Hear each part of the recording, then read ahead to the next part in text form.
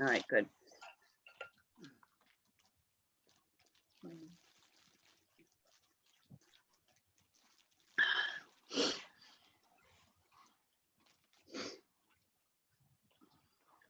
So let me ask the group, have you guys, because I was only in on Monday, are you taking a break at a certain time for a quick break and then doing calls? How has it been going?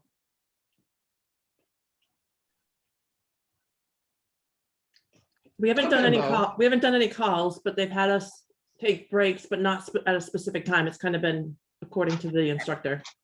So is it like a break and then, okay, you know, water break, and then are you having a more time? Is there any break for lead gen or any calls? Yes, yes, we do. About 20 minutes? Not that, maybe 10. Okay, It is depend. Yeah. Yeah. depends on the topic, right? All right, let's give it a few more minutes. See how many we have coming in. 15. Good morning. Good morning.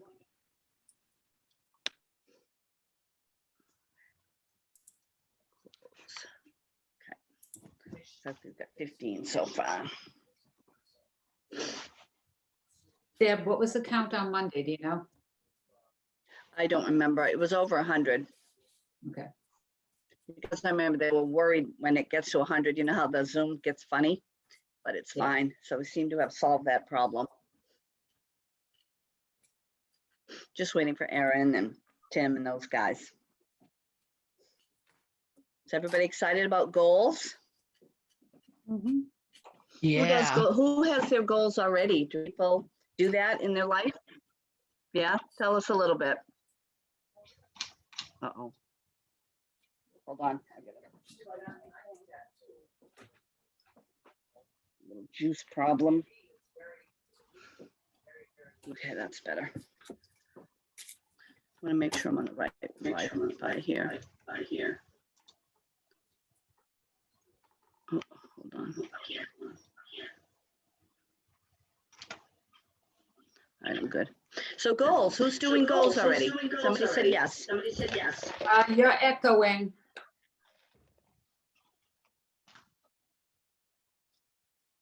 Yeah. Little bad connection there. Try that again. Who else? Who else has worked on goals already, whether it's in their, Those people are unmuted.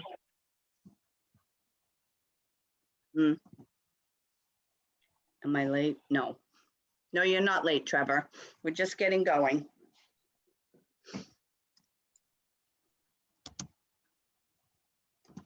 Give it 2 more minutes.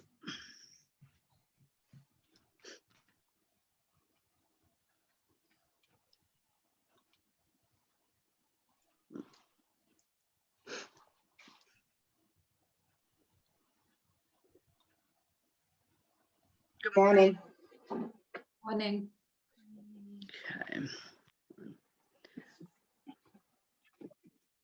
Good morning, everyone. Welcome, welcome. Hey, Jen, how are you? Good morning.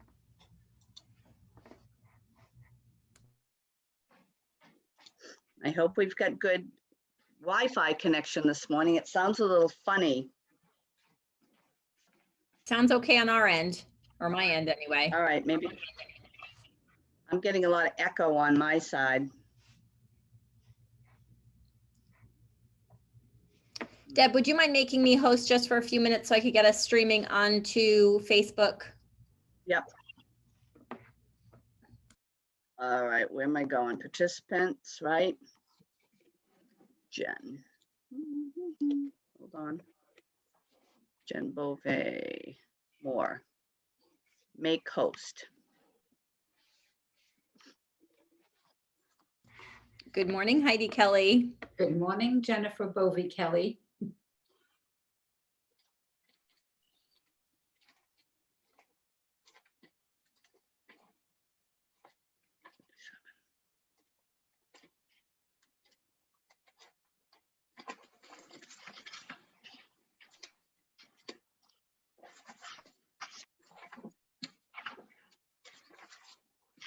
Today is one of my favorite sessions, so you guys are in for a really good few hours. That's all I'm gonna say. And Deb, Heidi, are Very you good. here co-facilitating and watching comments today? I am. Oh, you guys are in such, are such a good day today. You got Deb and Heidi behind you. Wow, so good, so good. All right. I'm glad you're excited about it, Jen. Goals are so important, and having clarity is always one of the cores of your business, having a good focus on where you're going, right? Yes, true. It's in the house. Good morning. Good morning, Erin. How are you? I'm good. How are you today? Where are you? Oh, there you are, Deb. I could hear your voice, but I couldn't find you on the screen of faces. I know yeah. And I'm almost a little stressed because I feel like my Wi-Fi is acting a little weird. But anyways, we'll just keep plugging away. So everybody's doing well, ready to set some goals. Jen's pumped, Heidi's here. Everybody's ready to go, right? Where is Yep. this? Let's So go. Heidi, you're gonna watch that chat, right? I will. Perfect, okay. Let's go to, Let's Pardon just me? let everybody know that yes, it is being streamed on Facebook. Well, Heidi, this just in, for some reason, it won't allow us to stream to Facebook today. So Erin, if you want to try and see if you could get it going, it will not allow me to stream us to Facebook today. Oh, if you Oh. make me the host, I don't have the I will try. Sometimes Try Firefox. Yeah, sometimes Facebook is a little bit funky. Want me to make you host, Erin? Zuckerberg's a prince. Don't forget Yes. Yeah. We love him. Yes, I can do All right, that. hold on, let me find you. Yep, you got it. You I'm- should be all Where set, are Deb. you? You can roll, Deb. All right, we're good? Oops, all right. So let's do a little, let me do a little screen share here. Hold on, guys, hang tight. So we're gonna go to screen share and we're going to get to the program here. All right, so Ignite. Whoops. Of course, there's a million things in the way. So we are going to set goals today. This is what we're all about. Spark session 5, set goals that matter. I don't know if we need to know a little bit about me or a little bit about the office. I'm productivity coach over at the Keller Williams Merrimack Valley Market Center in Westford, Massachusetts. And I've been in the business for over 25 years and been with Keller Williams about 7 years and moved into leadership about 3 years ago, and very excited about the program today, for sure. So let's keep her rolling. Let me know if you have any questions. We want this to be interactive as always. Moving my little screen here, make sure we got it all set up. So let's talk about goals. Who likes goals? I do. Everyone? I do. Me. Yes. I mean, you could, yeah. So we're gonna, this is what we're gonna talk about a little bit today. We're going to make sure that we interact and we talk about what we really want to do is figure out every day what we do to get to the end. And what we're going to work on a little bit today is looking at our big why, our big goals, and then back it all in as to what action items we're going to do on a daily basis really to get there. As we all know, real estate is a 30, 60, 90-day rhythm. You want to make sure you're looking at your big goals for, say 2021. We're rolling into the end of Q1. So let's make sure that every quarter we're really staying on task, right? So we know the big secret to being a successful real estate agent is that there is no secret. It's time on task over time. So we all know what successful agents do every day. They grow their business and they run their business, of course. And then we're going to always talk about lead generating for buyers and sellers. We want to make sure, and you guys have been here all week, you see the pattern that is without doubt the most important thing that we want to do, and you want to make sure you're constantly doing that and putting it into place. Again, we're going to talk a lot about action items. And again, in Ignite, that's really what it's all about, doing things If you want your garden to grow, you've got to get some dirt and some seeds. Otherwise, you're going to look out and it's nothing. So we're going to talk about setting goals. And obviously, you know, you're here, so you're attending training and getting coaching. And we always also go back to, if you want to dig in a little deeper with this, check in with your market center and make sure you're connecting with your coach. So I guess the first thing we want to do really is envision your big life. Has anybody ever really dug into that piece of their thinking, looking at envisioning your big life? Yes. No, I've never really thought of it. Well, you know, anybody who's been at Keller Williams for 3 days knows that we always want to think big, right? Everybody kind of, and that's that's something that why we're here, because we are surrounding ourselves with big thinkers and big doers. And everybody who's any kind of a doer has always looks at the big picture. So that's what we're going to look at today. It's going to be fun. We're going to go over setting goals and running your business. We're going to ask you guys some big questions, and you're going to do some deep thinking here. And what's your motivation, you know? And then really at the end of the day, how do you get there? You know, you can have big dreams, but if you don't have a plan, it's really just, you know, a dream, and dreams are great, but we want to get to where we're going to go. Okay. So that's, you know, and what makes goals matter?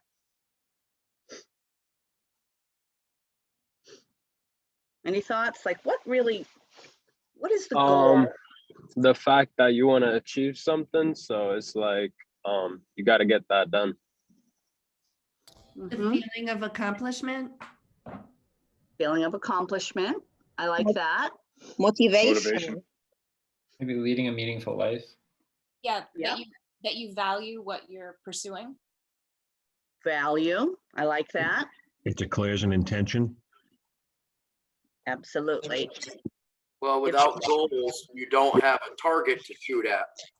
You don't know where you're going if you don't have your goals. If somebody paid $50 a ticket to get into your business on a Thursday, you know, how would you you know, if it was a sports event, if your business and somebody paid $75 a ticket to get in, how would they know if you were winning the game or not?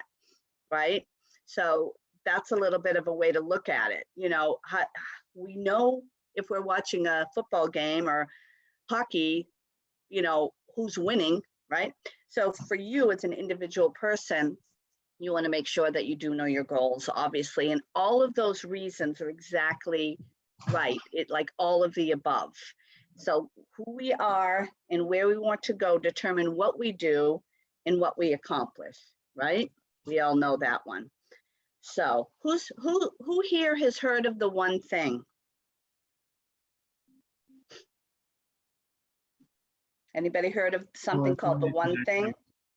Yes. It's in the 90 Days to Success video or PDF thing. So we all should have heard of it, really. Right.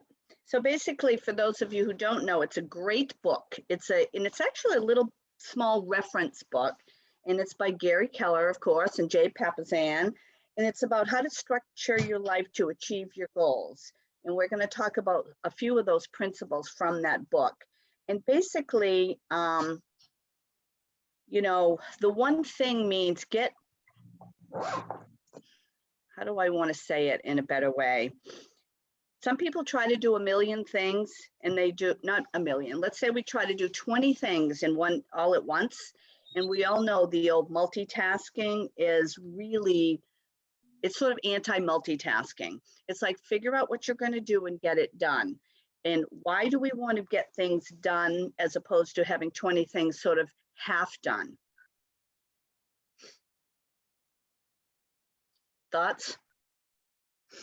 You never finished the other stuff. Right? Half done is not done at all. Right. I really think they should strike the multitasking word from the dictionary, because it really has created a level of a lot of incomplete behaviors out there. and part of the one thing, and absolutely grab that book, get it on Audible, whatever you want to do. It's a great little reference book to have on your desk. It's your reminder to get everything done, right? So we're going to think and we're going to act and we're going to achieve. Okay, part of achieving goals is working hard. Oops, there's a ring in here. Part of achieving goals is working hard. We know that. We all agree on that. But if we don't put the time and the effort, we won't go very far. Let's look at this graph for a minute. And this speaks also very much to the Keller Williams philosophy. And this little chart is on page, it's not a chart, this little graph is on page 88 of the one thing.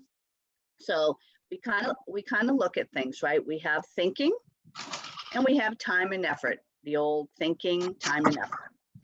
So we have little actions, what do we get? Small outcomes, correct? If we have big actions, what do we get here? Right? Big outcomes. Okay. So let's look at this. This is the what we call the activity box, right? So how big is your box? A lot of new agents kind of live in down here world, in this little box down at the bottom, but I guess the question is, and I want to ask you guys, how big is your thinking, time and effort box? How many hours a day are you really putting into your real estate business? If you're thinking sort of in this little box, where you're going to go? Small outcomes. Right? You're not going to get very far.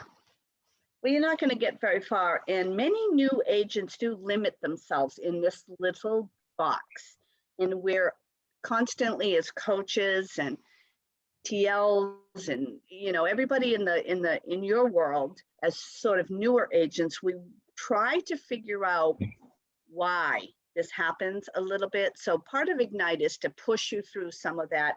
We don't know if it's a mindset thing. Is it a limiting belief? We don't know, but many agents do limit themselves right away. And some of the things that we know, and the other coaches in here can kind of chime in, they don't want to call it. Newer agents sometimes have some call aversion. They don't want to call their sphere. They just hope the business is going to come, or they aren't systematic in their systems. And as agents who've been around a long time, we've learned that lesson. You've got to have some systems, and you have to be making sure that you're lead generating every day. Nothing comes before that, whether you're a real estate agent or you're selling tires or you're an attorney, you always have to be getting new business. So we always want to make sure. Sometimes new agents kind of don't want to learn the scripts that would make their job easier. That's another thing. Everybody has a weird thing about scripts. They think it's fake and disgenuine and so on. We're all scripted to every morning when we drive through Dunkin' Donuts. That's why Dunkin' Donuts lines move relatively well. It's a script. You know what to say, the response, and it moves forward. And that's really what scripts are meant to do. So let's make sure that we don't stay in this box, and we make sure that we're talking to our sphere, we're systematic about our lead gen, and then we're learning our scripts, and we're staying in the business every day, because we don't want to just spin our wheels. We want to get into production within your first 30, 60, or 90 days. Does everybody agree with that philosophy? Everybody want to get into business in 30 days? Yes, I want to get into business right now. Right today. Right. So this is what we want to do. We want to make sure, in order to get into business today, let's see what the tools we need to do to get there. And I love that attitude. I want a piece of business today, and you should be able to if you call enough people today, somebody will say, you know what? Yeah, we were thinking about doing something, or we're not thinking about doing something, but the guy that I work with, or the woman next door, or whatever it is, there's no way around it. The more people you talk to, the more likely you're going to get business. So if you walk away with anything out of Ignite, it's to pick up the phone and get through and make calls. Talk to everybody you know. The more people you talk to, the more likely that you're going to get over that hump and get into that bigger box. Nurturing, that's what we're doing. We're if you're offering to help people and take care of people, things will follow. So now we're going to do a little exercise here on envisioning a big life. I don't know if you guys are looking at your participant guide, you know, but basically there's a little exercise here that we want to kind of get a handle on. What are the 5 most important things that we want to do for our big life? So even if you're not looking at your participant guide, you can make this little chart here on a piece of paper that has your circle in the middle, 5 boxes around it. And this is to get your creative, your vision juices going, so to speak. So you want to have something in the circle in the middle, which is going to be a dollar amount. They have $364,000 here on the example. But you want to figure out what are your 5 things that are really most important to you, and that is your personal thing. Do you want to make sure that you're going to care for your parents as they get older? Or do you want to start saving money and putting something aside so your kids can go to college without $200,000 in debt when they get out?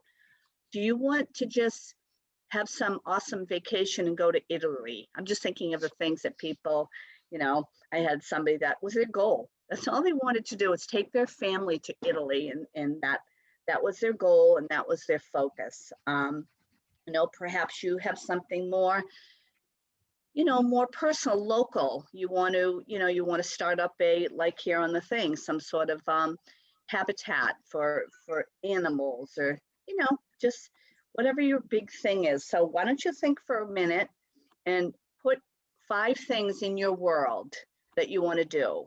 You want to buy a new car? Do you simply want to go to the gym what is your thing? So I would like to see everybody take a little bit of time and just put that together. Any questions at this moment? Remember, it's not all about everybody else too. It's, you know, what are your personal things that you want to accomplish? So let's take about a couple of minutes and put that together. And then I want to just, you know, get some feedback on how that went. And then basically the point is, how much money do you need you want to figure out how much things cost and then add it together and then in your circle. Does that sound right? Tim, Erin, is that the right way to go with it? Yes. Jen, what do you think? Anything? I think you're spot on, Deb. You know, it's just relating it back to why you want to come up with that kind of, or why you need that kind of goal. Like, what is it about that goal that is really important to you, like Deb has said, and then put a time frame on it too. I think we're going to get there, but put a time frame on that. I love this exercise though. I like this exercise as well. And I don't know what books everyone's reading at this moment. I'm reading The 12-Week Year, which has really been impactful for me in my world a little bit of, I think some people fall into that whole, what do I want by 2021? And that's a big, long way away. And you can slide around a long time before the end of the year. And what I like to chunk it down a bit is into quarters, and we are getting to Q1, and I want to make sure that, and we're going to go into the 411 and some of those exercises, and I think that will help us. I like it because it keeps you a little bit focused. It's sort of that thing that, you know, next week you're going on vacation, so you get a million things done the Thursday and Friday before, because you're only focusing on the top things and you're really getting it done. And that's what we want to kind of do here. We want to bring the most important things up. So how's everybody doing on the exercise? Does anybody want to share a little bit what they have going on? Anybody have any thoughts? I guess I'll jump in. Yeah, we like jumping in. Like, I'd like to pay off my mortgage. Okay, and you have a dollar amount for that? Generally, I didn't pull out the paperwork, but generally I have an idea. Yeah, you don't have to share it. Tell us more.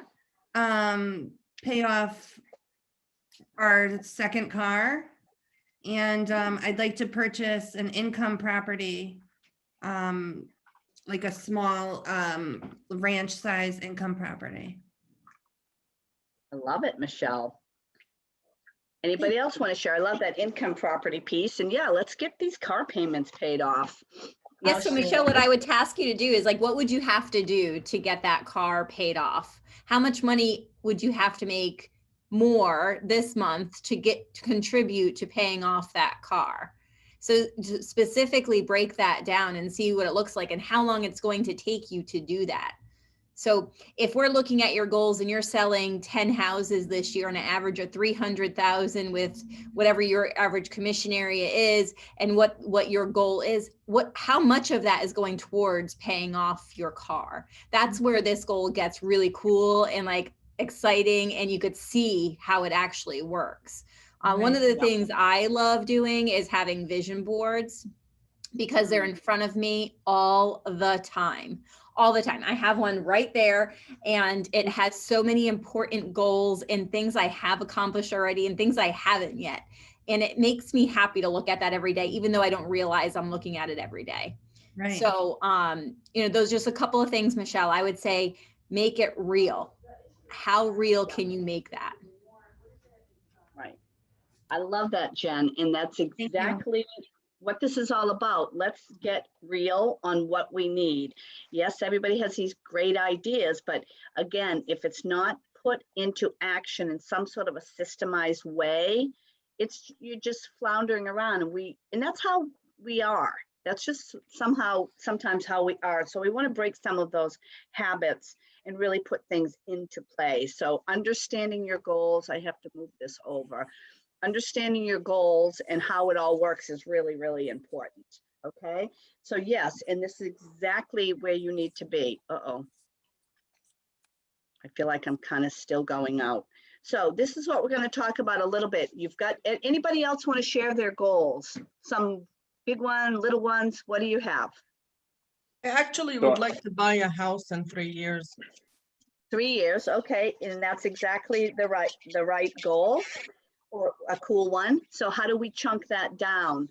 That's a pretty, you're going to calculate what your budget is, how much you're going to need, and how are you going to get there? What are you going to do every month to get to that goal? And how did you pick 3 years, just out of a curiosity? I went with my gut feeling. I don't know, honestly.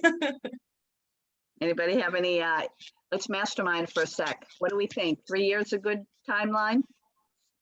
For what? For her to buy her first house. Yeah. It's I mean, doable. as long as yeah. Right. So I would say set a certain amount aside each month so that you have it already budgeted. Take that amount that you want for a deposit, set it aside, and break it down into what you can afford to put aside each month, each week. Yeah. Or if you know what type of house you want, do what the down payment would be and save for that down payment. Right. I have another suggestion, and you probably have done this already. Let's get a strategy put together with a lender.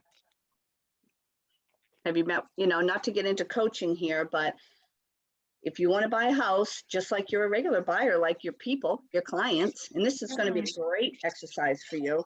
Let's start with getting with a lender and say, I want to buy a house in 3 years. How much? What do I have to do? And that lender will help you with some of those goals.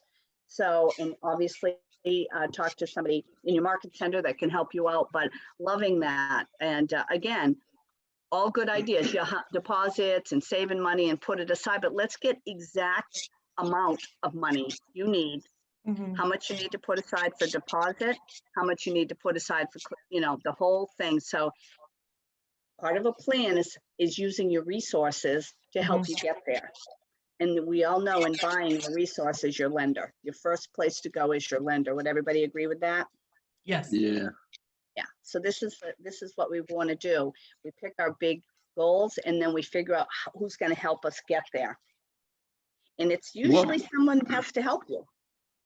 What market center is she from? I don't know. I didn't see. I'm in Central Rhode Island. Okay. In Cranston. Yeah. Central. Oh, okay. Right. So again, Can I this ask you is the a point. related question? Sure. So just as a tiny piece of background, I just read an article about how realtors can basically pay no taxes, use investment properties to defray their income tax. So you pay taxes, but you basically get write-offs to equate. I wondered if there's maybe it's not an Ignite thing, but I wonder if there is any education around like tax strategies or kind of like responsible financial planning, because it's great to try and pay down, like say the car payment, but if you don't leave yourself a couple of months worth of bills for lean times, there's got to be best practices, and I think probably not all of us, including myself, are familiar with Okay. budgeting So for Jen, contractors type stuff. right, a couple of tools, resources here, just like in school, you got to go to your resources. Jen's holding up while she's on the phone and listening to, she's saying, she's suggesting reading the book Profit First, which is sort of it's a seminar that you can go to as well. So keep an eye out for that. Profit First talks about making sure that you're putting money aside for yourself. It sounds selfish, like, ooh, I'm going to do profit first, but that's not what it's about. It's a conscious plan of how to work your money. The other thing you want to look at is wealth building courses that might be in and around your market center, connecting yourself with other investors, making sure that that is going to be your community. If that's kind of your thing, I would reach out to anybody in your market center that that has rental properties. Obviously, when you Absolutely. Yep. And And obviously, Ryan, we do have a class in here in Ignite for the financial basics of a real estate agent. So stick along with these Ignite classes, because we're going to teach you how to manage your money the proper way and run your business the best way. Because you know what, when I first got into the business, and I'm sorry, I'm on hold. When I first got into the business, nobody told me this, and nobody told me I had to take money out for my taxes. And then at the end of the year, or April 15th came and I had a huge tax bill. I'm like, wait, what? What is that? So we're looking to avoid all of that with you guys. So in Ignite, there is a session called Financial 101 or something like that. Yep. Absolutely make sure that you're here, because it's going to put all of this into really good perspective for you. Perfect. Thank you so much. And thank you for the answer as well. Thanks, Jen. And that brings us exactly to the next slide. Okay. So as newer agents, and I know you're all not new, and I know when I came to Keller Williams, 25 years experience, I took Ignite because I wanted to just stay fresh and know, and because everything changes all the time, not changes all the time, but you always want to stay as current as you can. So let's talk a little bit about where does the money go? This is exactly how it works. So let's just kind of understand. Everybody knows in real estate, there's two sides to the coin. We have the people who are selling their homes, and those agents are called listing agents. The people who are buying the house work with buyer agents. So typically you're on one or the other side. Obviously, we love doing the listings, but buyer side as well. So basically what happens, we're going to review how the money comes into the market center and where you land, okay? And what you get. And that'll circle back around to what Jen said. So where does the money go? It's split right down the middle. So the people sell their home and they pay their real estate agent. Half of it goes to the listing side of the transaction, and the other half of the commission goes to the buyer side of the transaction. Okay. Then 30% of that, because if you're in a market center and you're on a 70-30 split, 30% of that money goes to, and we'll look at hard numbers next. 30% goes to your market center, and then 30% goes to, all right, where am I? Am I lost here? 30% goes to the market center, right? 30% goes to roughly, wait a minute, what am I doing? Once you have your half, 1/3 goes to the market center to cover your company dollar, franchise, and all that good stuff. After you pay the market center, roughly 1/3 goes back into your business. You want to put it back into your business for signage and expenses and all of that kind of stuff. And then the rest goes to you. So you're going to get the balance of that. And what Jen just said is you need to make sure that you put money aside for taxes, because just as a reminder, you're all 1099 independent contractors. And a lot of people come from the other world where everything is a W-2. You work at some company, they pay you, they take taxes out, and you go do your thing. And in April, you do your taxes, and hopefully you get some money back. Not in real estate. You are getting all of the money, and you're not paying any taxes. So the minute you get a check, before you get a check, you want to go to the bank and set up an account that is your business account. And that is part of that financial section, as Jen was referring to. But don't do like we've all done and don't put it away. Somebody had a question.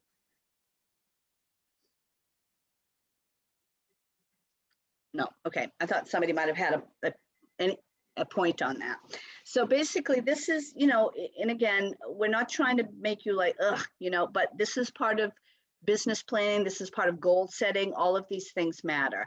So here's just a little, kind of an overview. You have an average sale price of a home of $300,000, right? Obviously, it depends on your average market in New England. I don't know if that's all that off. And then you want to look in. So your average commission that's coming into the office is $9,000. You get that $9,000 check, and that looks really exciting. But we know what happens is we have to make sure that we give it to the market center administrator, and she takes it out of your hands. So the other thing you want to look at here is some expenses that you have to pay. So everybody has a market center cap. For the exercise here, they have it as $27,000. I know some people have higher market center caps, lower. I think they did the math here to make it equal 30,000. Everybody has a $3,000 royalty cap, and that's just part of keeping Keller Williams International big, and that's what that piece is for. So you always want to make sure whatever you want to make, you want to add that fee on, because not fee, I hate to use it as a fee, but you want to make sure that you're understanding these numbers, right? So let's look at this kind of a thing. If we use this exercise, now just stick with it, and obviously we're just kind of overviewing this, but you want to make sure that you figure out your transaction goals based on the number in your market. And you certainly could get a one of these sheets to fill out yourself. I believe it's in the toolkit. So let's just say our goal is we want to net 100,000. Everybody wants to net $100,000, right? Everybody agree? Is that sort of what everybody hears? Oops, hold on, I lost it. All right, so you want to net 100,000. Okay, you want to say to everybody, I make 100,000, woo. So you have to add your company dollar, right? Because, you just have to add that on. In this exercise, it's 30. And then you want to add business expenses of 50. What does everybody think of that business expense of 50? Jen, are you here still? Or is she on that call? So I think she's Was still. that 50 including the office commission? No. Or just regular business marketing expenses? Business expenses. That has nothing to do with the GCI. Right. Your net income your GCI is right. I'm sorry. Your company dollar and royalty cap for this exercise is no. This is your business expenses, which is. Because it includes taxes. Is that why it's so high? Nope. Nope. It includes salaries. Now, this isn't necessarily what you're going to pay for expenses, but for the exercise here, some people do. They have admins that they pay, or they have buyer agents that they pay. There's fees that, lead generating, marketing expenses, education, phone, all of your gas, signs, flyers, postcards, stamps. Also, everybody needs to keep absolute track of literally every penny they spend. Every time, everything. Keep track of literally everything. And that's why it's good to have a separate bank account with a separate credit card or debit card for your business, because you can simply use that with every postcard you do, every single thing you do, and you will be surprised how much expenses you are doing. When you start keeping track, you're going to go, man, I do have expenses, which is, that's what we have. That's what at tax time you want, that's part of how to defer some of your taxes with your expenses. So basically, not to go along on this, but you want to make 100, so you have to add on 30, then you have to add on. So they're talking about your goal should be to bring in $180,000 in gross closed income. So then you do a little mathematical thing here. If you need to make 180 in your average gross closed income is 9, then you need to do 20 sales per year. How does that sound to people? Manageable? That's less than 2 a month. Is that right? A little bit. Can I ask a quick question? Absolutely. Now, the net income goal here, the 100,000, that's after we've already paid the other agent. Yes. Yeah. Okay, that so is that's not included in the business expenses. Okay. Right. No, see, this 9,000 indicates that the other 9 went to the, say the buyer agent's office. Is there a way that we can incorporate the taxes into this equation? Let's say if I wanted the net income, 100,000 after taxes. Yeah, you'd How have do to I- add another thing. Yep. You'd have to add 25, 30, probably more, right? Does So anybody have a- 30,000 or 35,000 added to that equation, basically. Yep. If you really, really, really wanted to do it to the penny, absolutely. Yes, at that price range, you're going to be, it's at least in the 30%. But again, this is why these business expenses have to be meticulously recorded so that you can, you can chunk away at that. But yeah, in different people, and I think they don't calculate taxes in, and somebody can correct me, but I just think it's such a wide, it's very hard to calculate that in. So yeah. I have a goal that I want to make per year, and my uncle is a CPA. So I actually have an appointment with him for him to sit down with me and make a percentage for me that it's hard to say until you actually go to file your taxes, but that'll keep me out of the oh crap moment when I do. And I downloaded an app to keep hold of all of my receipts that'll go into a PDF. I don't know how great it is because I'm just starting out. But if you do that and you keep track of all your expenses, I ran another company for the owner, it makes tax time so much better. Yeah, let's start right off in the beginning here with the let's be organized for our tax person in, let's not wait till April. Let's get it done in February. But yeah, that's a very, very good point, Kayla. Let's make sure we're keeping track. A lot of people use QuickBooks. A lot of people use a just good old Excel sheet, and there is one, I think, within Ignite somewhere that does show proposed what you should be paying for marketing and what you should be paying for this, and it kind of does some calculate for you, and that you can find in the MREA book, and I believe that's still in there and it has not been updated. So yeah, this is part of running your own business, and this is also part of the interesting transition from going to being an employee to running your own business, right? You Debbie Hayes Real Estate here. You have to keep in, many of us are not used to that. And particularly if you have been at another real estate company or office who never told you any of this. They just said, here you go, here's your commission. That's the beauty of our office. We teach you to think bigger and run it as a business, and it's not natural for everybody. And this is, moving forward, we're going to make sure it becomes more natural for you. Hey, Deb. Yes. I'd just like to say that at least for some of the Rhode Island offices, and I'm sure that there are other ones in, New England can offer it too. We typically, as a market center, once or twice a year, will have financial planners or CPAs come in and do a presentation to the agents to give them an idea, especially the new agents, as to how to go about planning for your taxes and planning for investments and whatever they want to do. And then the agent gets a basic idea and then can always sit down later on with a CPA or a financial planner to help them in their business. That's how I started.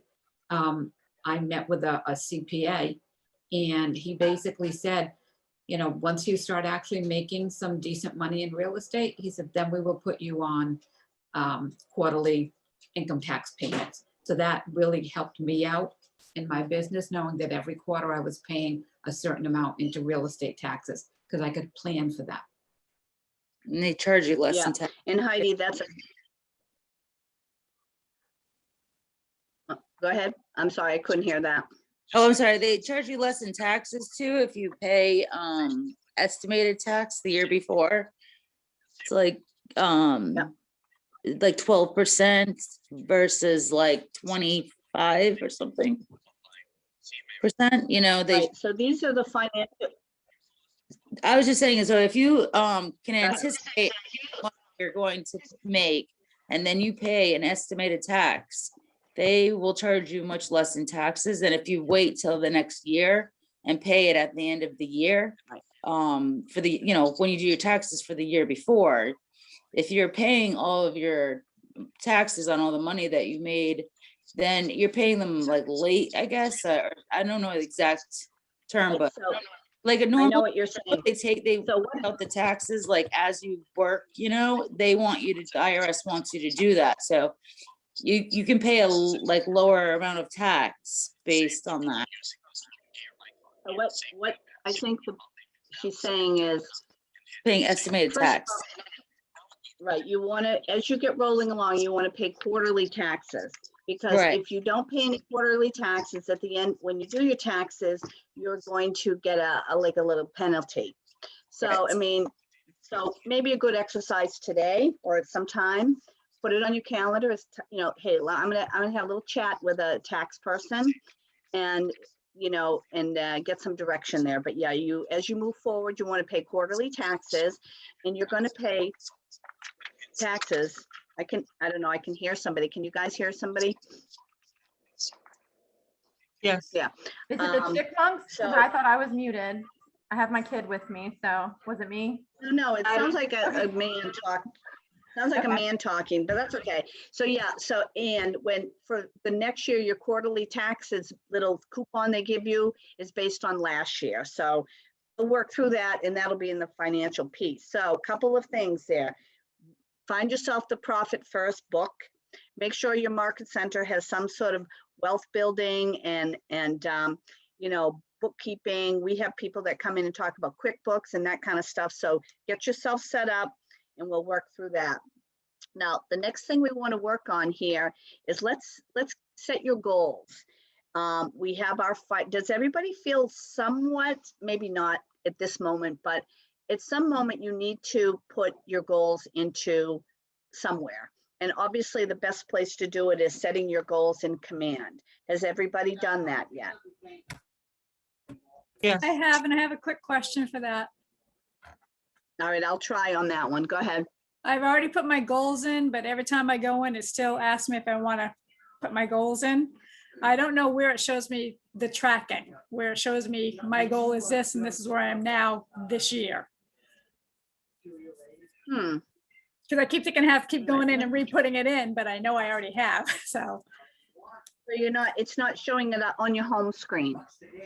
I don't think it is. We don't have to go into all that now. I can check it later, but yeah, it keeps asking me if I want to put them in, and I know I already have, so that's it. So Robin, it does, Right. Command does put reminders up there for us quite often, even if we've done something, because I think I know what you're talking. I think it does the same thing for me, and I set mine last year. All right, that's what I wondered, if it was just a constant reminder. General reminder for people, and when you scroll down on your desktop of Command and you go down to goals, you can open it up and you should be able to click into it and see what we're looking at right now on the screen. Perfect. Thank you so much, Heidi. Yeah, I'll do that. And I would say for everybody in the group, if you're having a little stumbling on the goal setting, it's basically you go into Command and you set your goals, and you can see it over here to the right. and it does do some calculation on your expenses and your cost of sales. Does anybody, wait, no, that's financial. We'll do that later.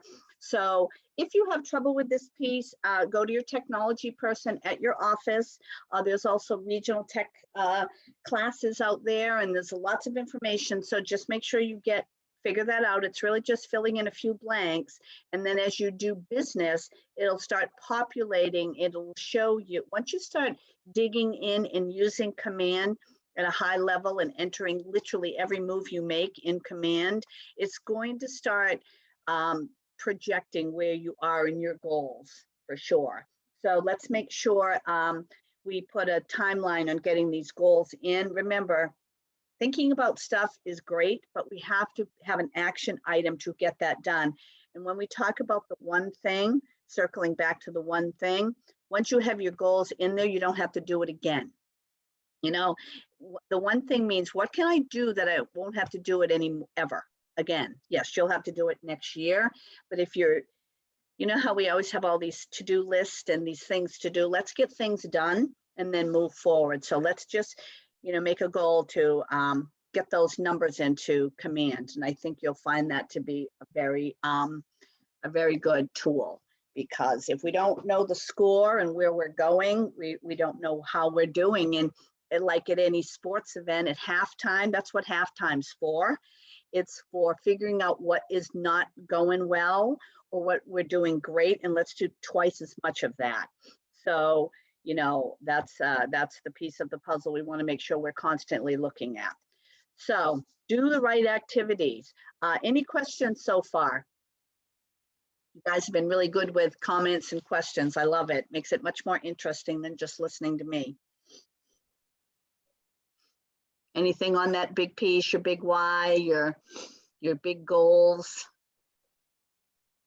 So I would say as an exercise, let's really dig into that later. I mean, when you have a moment, you know, let's make sure we have our big goals. So now we're going to talk a little bit about the good old 80-20 principle.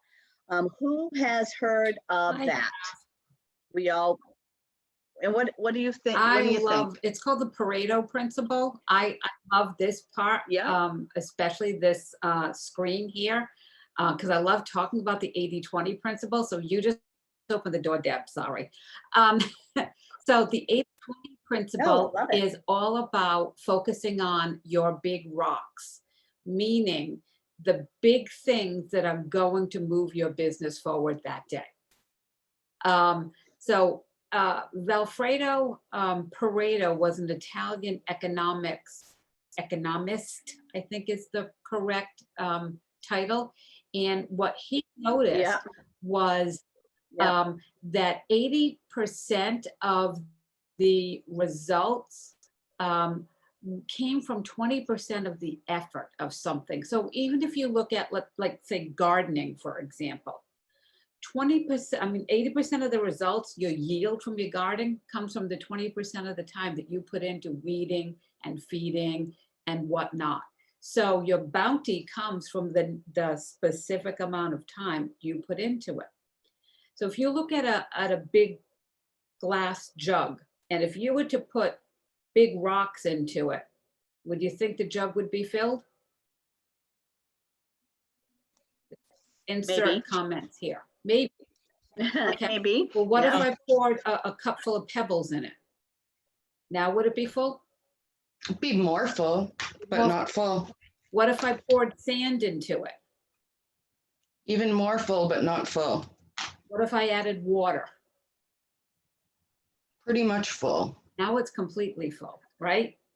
So what that little analogy was you do your big rocks first. Your big rocks are your lead generation. That's what you do every day that's going to move your business forward.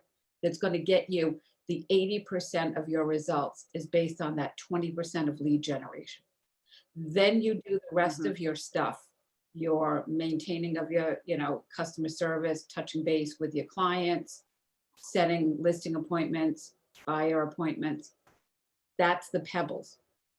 Then the sand is all of your administrative stuff, and the water could be getting back to emails and doing, networking events. But your big rocks are your lead generation, because without those, you're not going to get 80% results. Heidi, that's a fantastic analogy. The big rocks are lead generating and the little sand is emails, right? Because there are people who literally have their email open all day long and they just stare at it and open this and go back down and open that and go up and open this and open that. And they've wasted literally an hour of time. Yeah.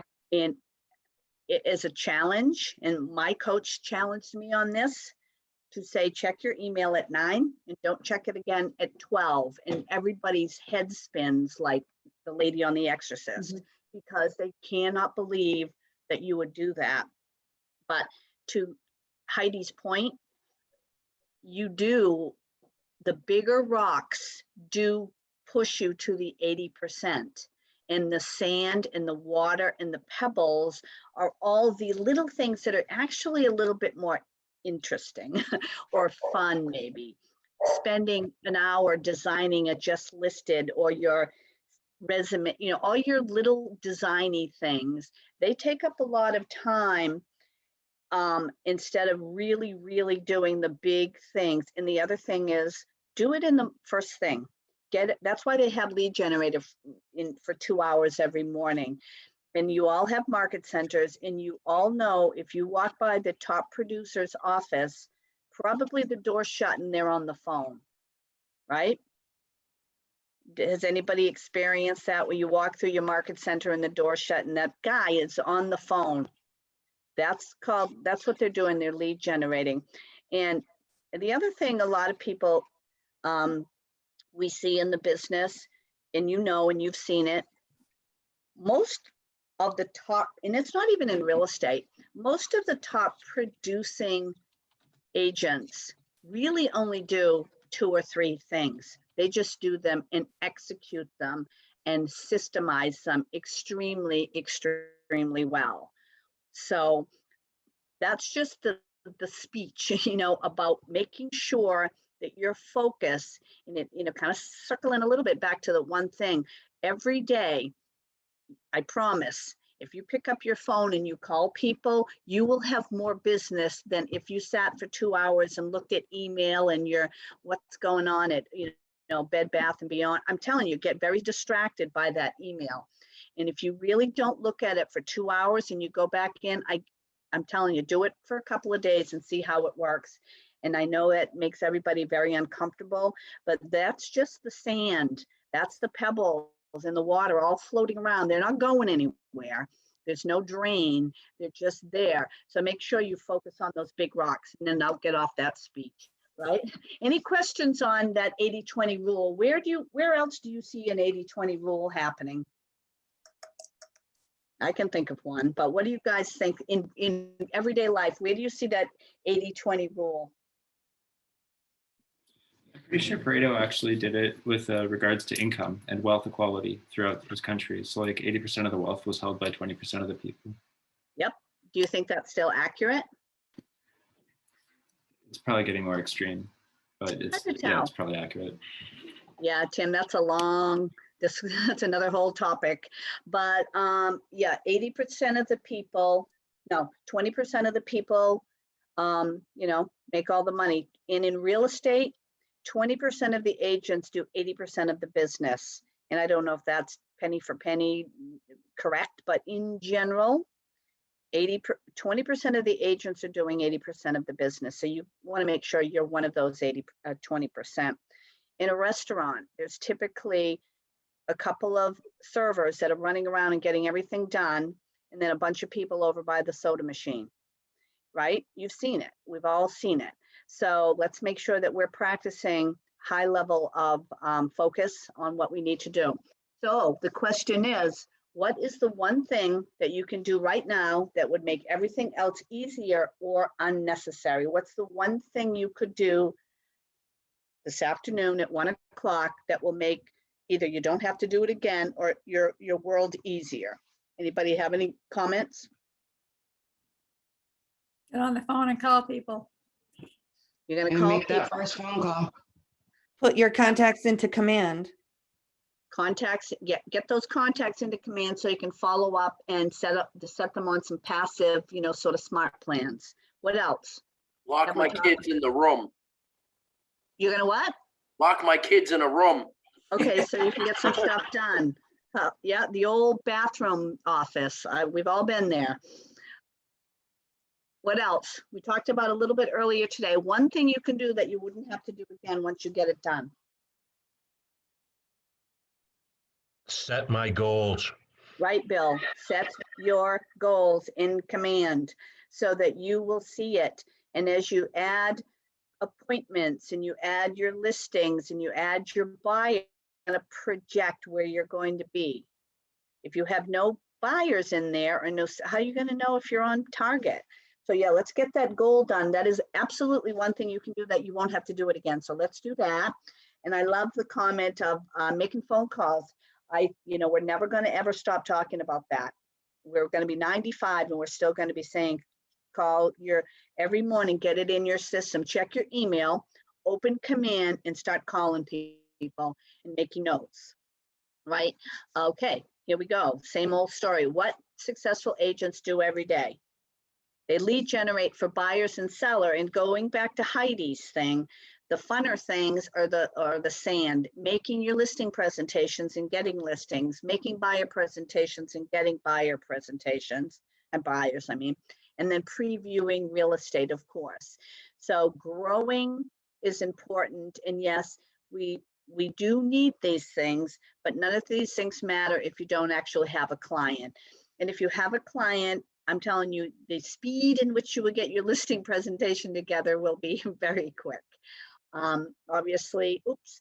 So let's talk a little bit about this piece. We're going to be moving into some actual tools for keeping track of your big rocks. Has anyone ever seen the 411 action goal worksheet?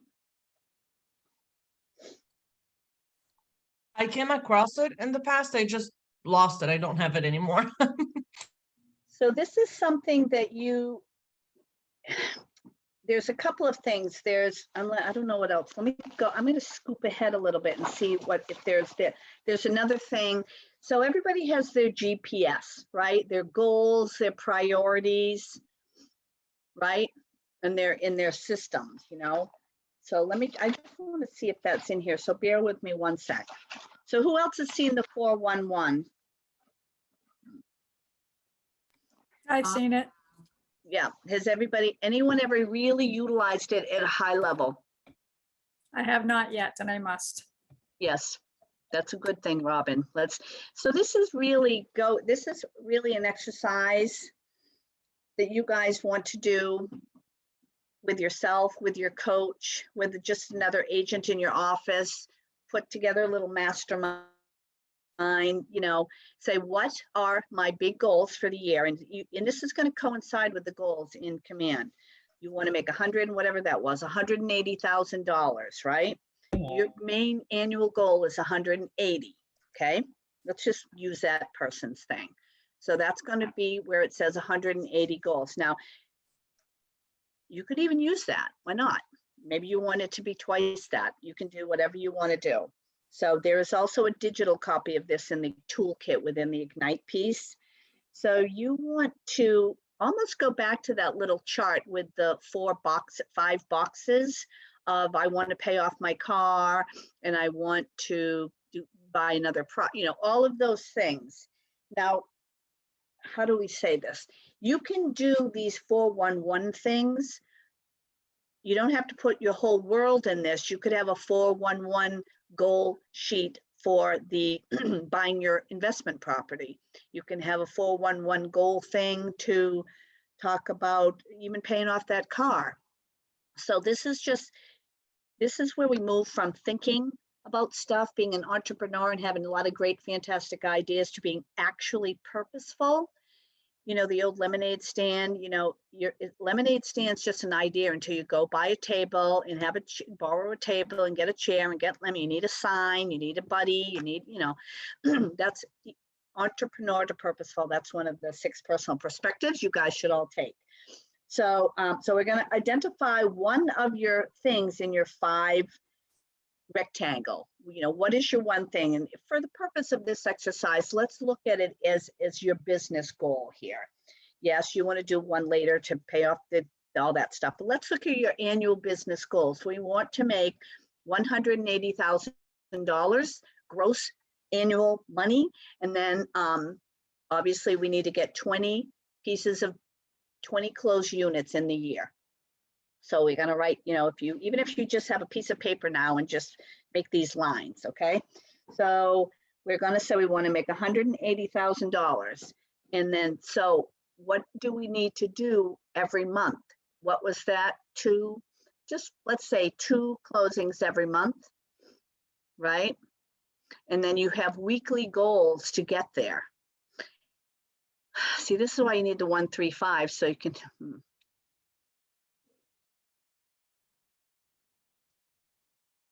just thinking a bit here. So what you want to do with this exercise is, if you have a monthly goal of 2 closings per month, what do you do every week? Oops, what do you have to do? Oops, where'd I go? What do you have to do every week of every month to get to your annual goal?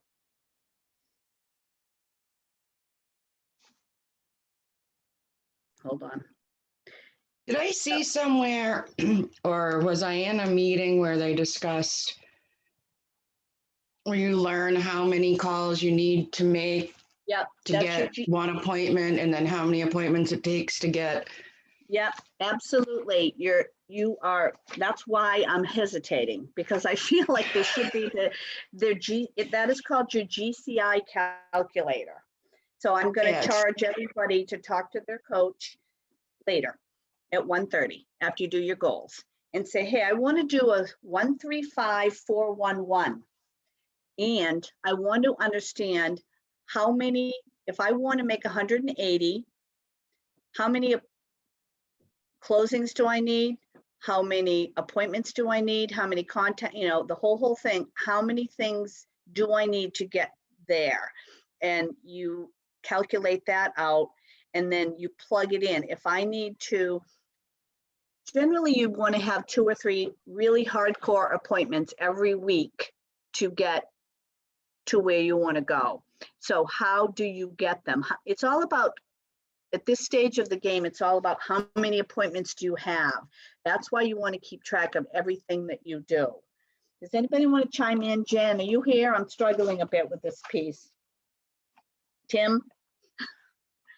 So this isn't letting somebody chime in.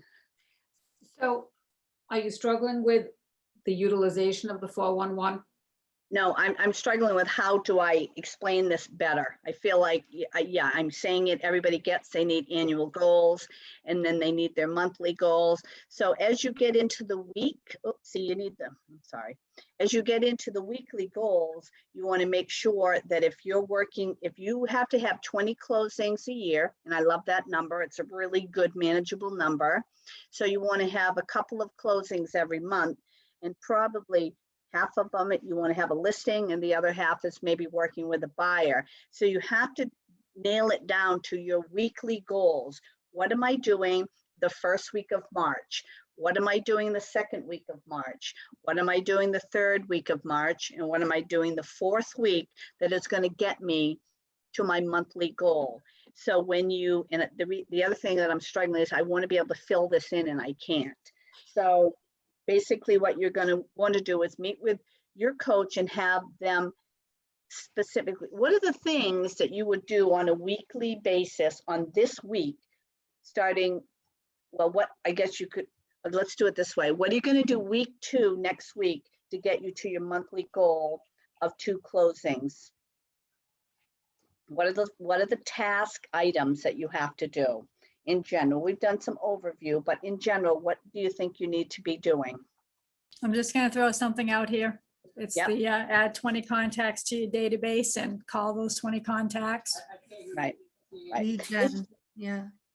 Yeah, I think you probably are referring to the touches, the everyday touches, the emails, the handwritten notes for the people that you already have in your contact that you converted from leads to contacts.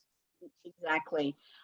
Absolutely. It's really the actual homework thing that you're doing every day in Ignite. You need to be calling people and striving for appointments, right? We don't want to lose focus, and you always want to know why you're doing everything, right? So I think that's the piece that we really want to make sure that we're doing it on a very, yes, I love big goals, but you have to look at it on a monthly, weekly basis. And the purpose of this 411 thing is you have a new one every month. Your annual goals and your monthly goals stay the same, but your weekly goals may change. So you want to just make sure that on a weekly basis, time doesn't go by and it's Friday and you haven't secured an appointment for next week. Are you all during Ignite taking that time to do, when are you guys doing your lead gen during your Ignite experience? Well, we'll be doing it in the afternoon since how we're having our classes in the mornings. Right. So, right. So you want to make sure, that's the only kind of little problem with Ignite. It does sort of take up that morning, but you know, it's an important piece. And as you get through, you'll reschedule. You've dedicated every morning to Ignite. So you're going to dedicate every morning to working in your business on those big rocks, and don't get bogged down with the sandy, watery stuff that flows easier than big rocks do. So let's not lose focus. We want to remind, ourselves constantly why we are in this business, and always affirm what is your really big goal. Does anybody do affirmations and that kind of stuff? Yep. Yes. I do. I have an app. Really? What kind of app is that? Hold on, I'll tell you what it is. It can do professional affirmations. It can do positive affirmations. Where's it at? So Kayla, it tells you affirmations, or do you put yours in? It tells you affirmations, and I just kind of repeat it like mindlessly while I'm doing things. Where's it at? I think it's called I Am. And I did it when COVID started because we were all in a really dark place. But I started with my fitness journey, and then I started with my education journey that led me here, and then, just so on and so forth. And it was super helpful. It's called, I believe, I Am. Hold on one second. All right, cool. So yeah, Yep, that's what it's called. What is it? I Am. I Am. All right, cool. So accountable people achieve results others can only dream of. And this word accountable is what we're trying to focus on today, to really understand what we need, and then really how we're going to move forward on it. And as we move forward a little bit, we're going to get into a little bit more of the affirmations and how to make sure that this is something that we're doing. I'm going to stop screen share for a minute. And I didn't know. So what does everybody think at this moment on, give me some feedback of what you're thinking right now. Give me some, not the full ahas, but what is everybody thinking about these pieces? I appreciate the structure that Keller Williams provides, like sort of the paper and ideas to get my ideas into place, but it's hard going back and forth because my mind is very active and I have a lot I'd like to achieve. And I know accountability is a part of it. And then I am grateful for the fact that Keller Williams has sort of a structure that I can put them in. But it's hard to do it all in like a 3-hour session with someone talking, especially when my mind is flying everywhere. So, but I'm grateful for this. Right. And Tracy, I think, put in, end is not the end. End, in fact, means effort never dies. If you get no as an answer, I can't see the rest. Oh, it means next opportunity, right? So yeah, I mean, this is part, I think, Kaylee would love the One Thing book, because we all naturally, and I don't know when it happened, but we started being told or trained or taught to do a million things at once. I don't know when that happened in our society, but somehow or other in this, everything that we're doing has almost made it a little bit worse, not to go in the way back train, but you have to focus on getting things done and not, you have to break that habit of almost that learning thing that says, I have to do a million things at once. Being busy and doing a million things doesn't mean you're productive. And I'm not speaking to you exactly. I'm just saying in general, a lot of people fly around and they think they're super busy, but at the end of the day, have they really connected and helped anybody buy or sell a home, or talk to them about your value, or even to ask them how they're doing with COVID kind of deal? Any other thoughts? Thank you for your feedback there. That was my aha moment. And Thoughts? you solidified for me. I always say it's don't be busy, be productive. And you added for me to be purposeful. So you can't get caught up in the day, because the day will run you if you don't run it. So I try to do, instead of a to-do list, I have a to-do Yeah. list, and then I have an accomplished list. So I mark down what I love this, instead of Kayla. checking it off. I'm like, yes, I got an award. I did this. So that's how I look at it for Right. myself, my accomplished list. So Yeah, So back in that's the cool. day, So you have a Franklin to-do time. list. I have a to-do list and accomplished list. So even if I've started it, I haven't quite finished it. So maybe I touched it, but I didn't finish it. So it doesn't get to my accomplished list. Right. And I think that's, again, when you get things accomplished, your big rocks, of course, you always want to do first, but yeah, let's get things accomplished, and it's so rewarding. Other than, and it really, and there's some other tools, and you'll see it in Ignite, and different instructors have different tools that they use, of course, to run their day. And first of all, you want to start every morning with some affirmations, and we're going to take a break, and we're going to go into that piece a little bit. Is Tim, is Erin, anybody still here? Okay, because typically in Ignite, when we taught it regular in classroom, you had a break and you had to lead gen. You had to make phone calls because we're on the roll. Let's get some big rocks done. So that's what I'd like to do. Does anybody have a list of 5 people they could call right now if they had to? Yeah. All right, so we're gonna do a little exercise. I would like to take a break, get a little water break, get a little cup of coffee, 5 minutes, and then I want to come back a little bit before. I just want to make sure that I'm giving the exact direction here. I don't want you guys getting online, and I don't want you to go on Facebook, and I don't want you checking your emails. I want you to pick up the phone and call somebody and use your script. Hi, I haven't talked to you in forever. How's everything going? You surviving COVID? You ready to, what are you doing? How's everything going? Let's have some phone calls. And so we're going to take a quick break. We're going to come back at 10:30, and I'm going to call, and I want you guys to bring back and give us a little recap of a couple of calls. Now, don't call your sister, and don't be calling, your neighbor. I want you to call somebody in your database. This is what coaches do. They give you action items. Let's call somebody in your database, and I will too. How's that? And just make sure that everybody's doing well. You always want to come from care. Let's make sure everybody's okay. And then say, hey, the market is crazy busy. I'm just we have a lot of buyers, and they're really frustrated, and I feel so bad. Do you know anybody who might be thinking about selling? Let me know. Who can I talk to? I'd love to help them out.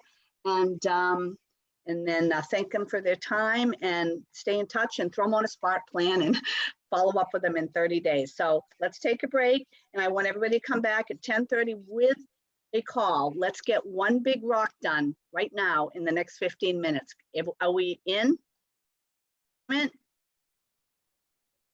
Nice, Trevor, like it. All right, guys, we're in. Kayla is in. She's going there.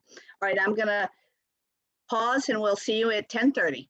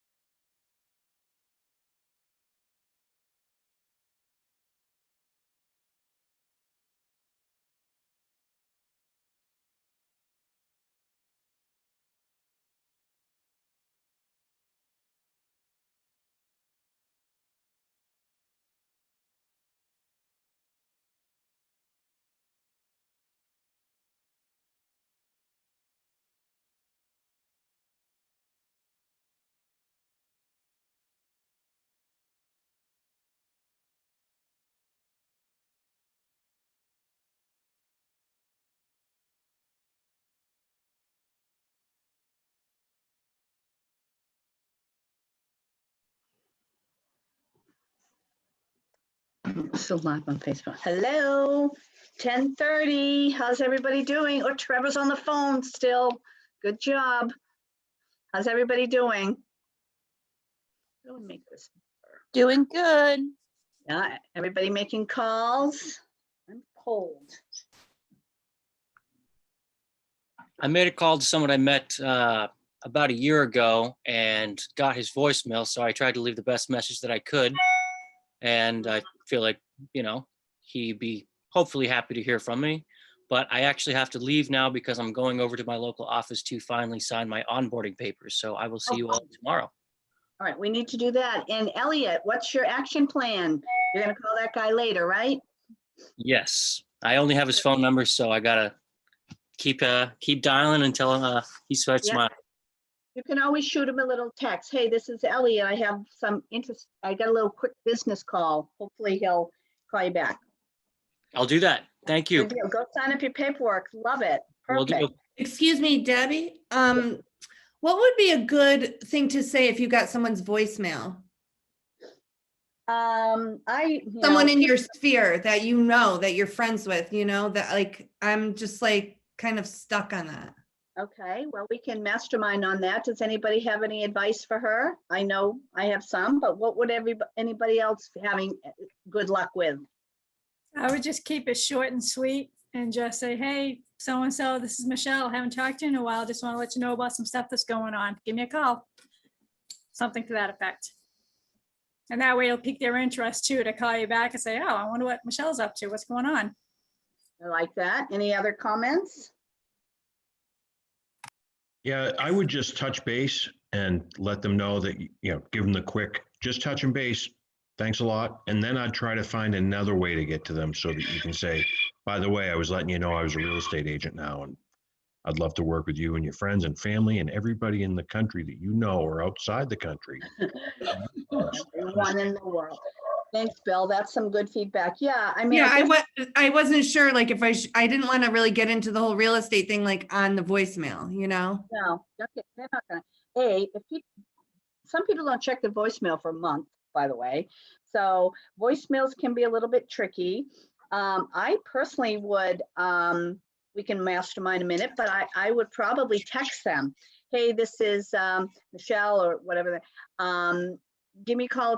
Do you have a minute to talk? I've got a little business, something about, it's a business call, or just, hey, do you have a minute? I want to update you on something. I don't know. What else? What's some good scripts that we can use? What is everybody else using?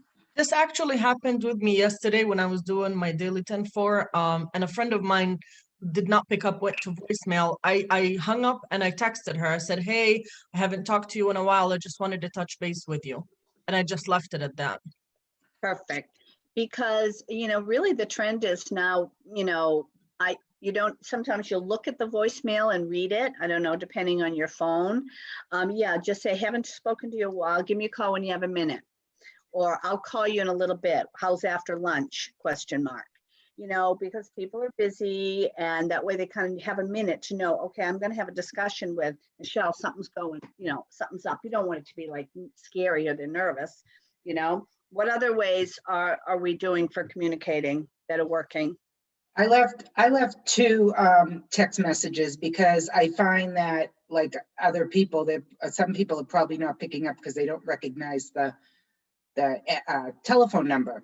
So some people have to remember that, even though you think you know them, that you really have to leave detailed information. Yeah. Or else they're not even gonna know who you are. So I did leave 2 text messages in regards to saying, hey, I know you're up. I live in York, Maine, hey, I know you're up here every summer. Do you know anybody that might be interested? And I almost feel like you have to be honest and say, I'm trying to build my business. And so if you really know somebody, and I got back 2 answers on both of those texts. Awesome. Debbie, I just want to comment about, really having to feel as if you have to be honest. Absolutely. Absolutely. People are going to see through fake and salesy every single time. Yeah. So you want to be coming from contribution. You want to be telling people, hey, look, I have a goal to help 6 families this year or 12 families this year. get into, homes of, all right, we'll go with 20 because Deb said 20. 20 families this year to help them get into homes. So do not try to be fake. Do not try to fake your way through this. If they say, well, you're a new realtor starting out. Yes, I am, which means I have a ton of time to be able to help these clients. So absolutely be genuine. Yeah, good. Thank you. And you know as well as anybody, if you had a friend of yours or somebody you know from work or church or, be proud, raise the bar. I like that, Bill. If a friend of yours from church or bowling called you up and said, hey, I'm opening a flower shop, or I'm opening a catering business, or I'm an attorney and I just opened my own office. I'm going out and I've got a beautiful, nice office downtown next to the whatever.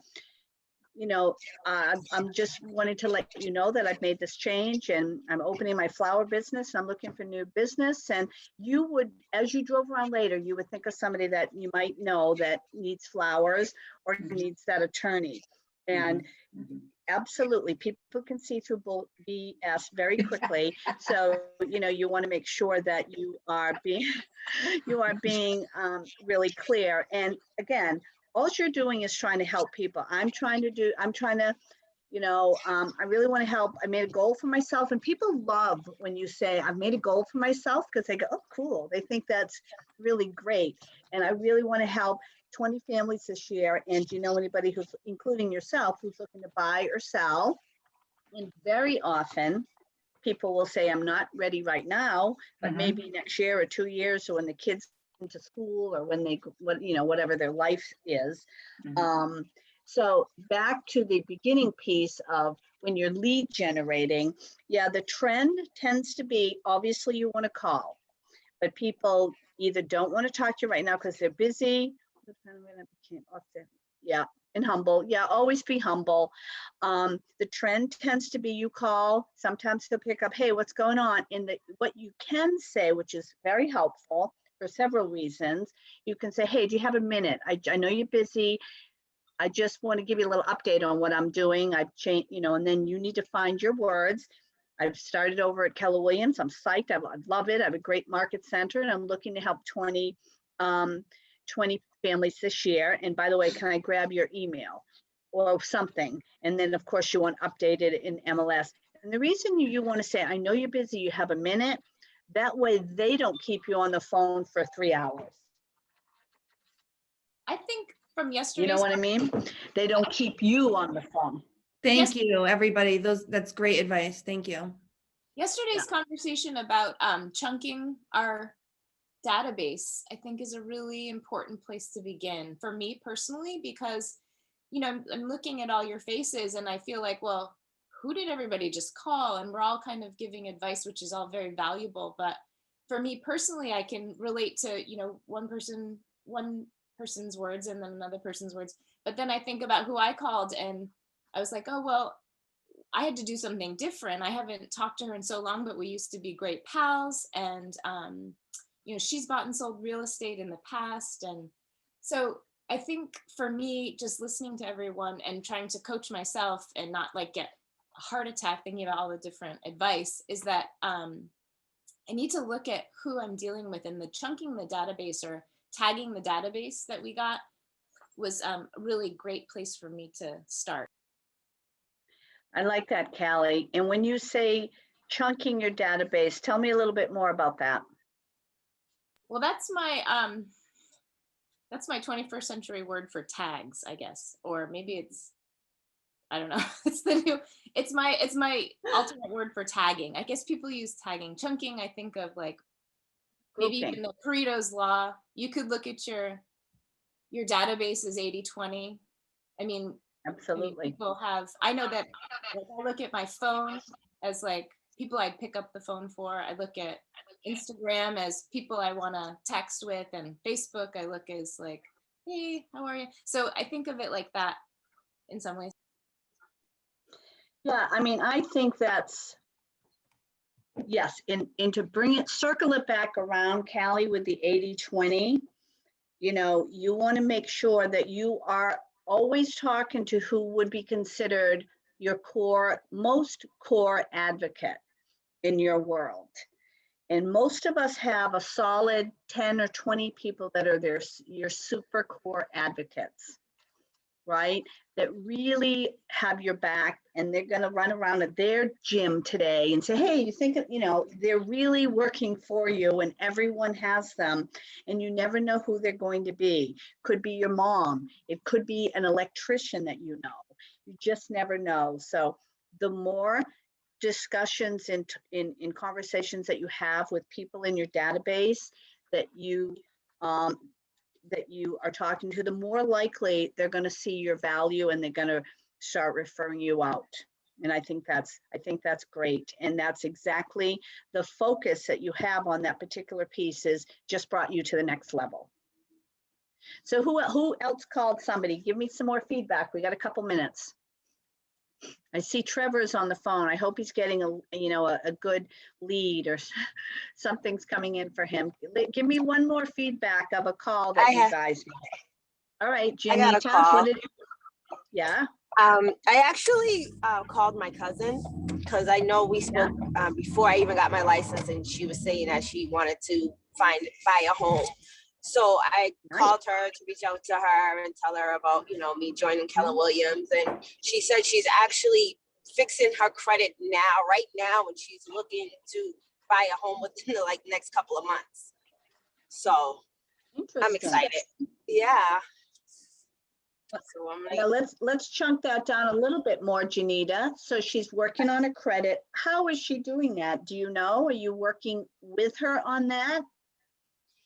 Well, she said she is working with a credit company, and they sent her all of her credit cards that she has to pay down. So I told her I was going to look into the credit card company, and then I'm going to give her a call back later on because I'm actually on my way to an appointment. So I'm going to give her a call back later on so we can further discuss everything else. Right. And I think that sounds like a fantastic plan.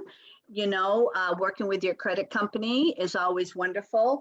Perhaps using your resources, bringing in a lender that might have a discussion with her that says, tell me what you're doing with your credit person. Let's bring some of your resources in to help her out as well, and a lender is going to be a great partner for her in her goal, and you're going to be part of that partnership as well. So one more call. Who else? Give me one more. Thank you. Then we're going to do something. You're welcome. Anybody make another call that was just fabulous? Hi, I called my cousin, and although she really wasn't interested in purchasing real estate, she was very excited for my new adventure and wanted to help me out. So I actually ran over a script with her, and she said she'll keep that in mind. Now she's got that ingrained in her head that, wow, Tracy's starting a business and she's really reaching out for help and taking any way she can. I felt really good at the end of the conversation that. So if you That's start with your awesome, really Tracy. What close, go ahead. Core. Yeah, No, you're very core. Continue. I think I might try that Would with you a lot of my core friends and family that I might normally just kind of hang out with every once in a while or used to hang out with. Start that conversation with them, and why not practice it on real people who aren't even in real estate? All right. I love that. That's really good. What was your script? Can you just say really briefly how the call went, just for people to absorb in R&D? Yeah, where did I started quickly with with the Ford. And I just started off, hey, I'm calling to share that I'm a real estate agent now, after you did the how's this and how's that. And yep, so she used the Ford model. Yep, the friends, occupation, recreation, and dream. And I really didn't get past that first paragraph when we started actually talking. And it went no, I from get there. it. And then I really kind of got off the script until then. Yeah, I was continuously using that. Like that was the beginning of the call was using the Ford script. And I kind of stuck with that. Well, and I agree, and we all know, for those of us who use scripts and use these models, they move you like the drive-through.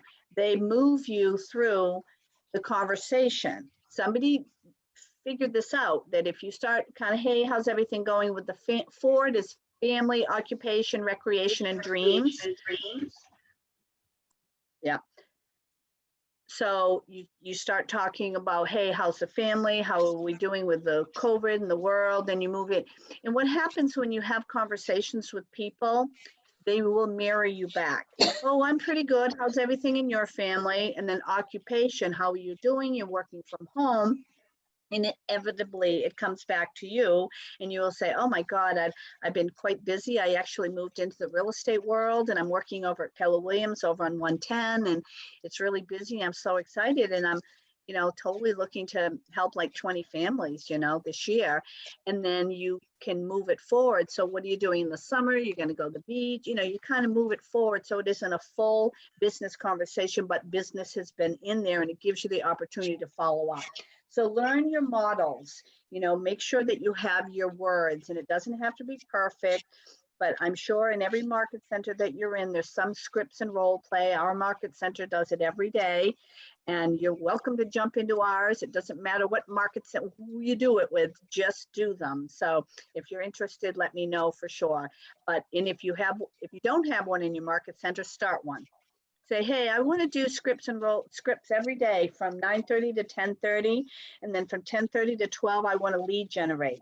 We had a very purposeful agent in our office did that because we were doing it once a week. And she said, I want to do it every day. So she's got a little group. She has people outside the market center. So let's work on that.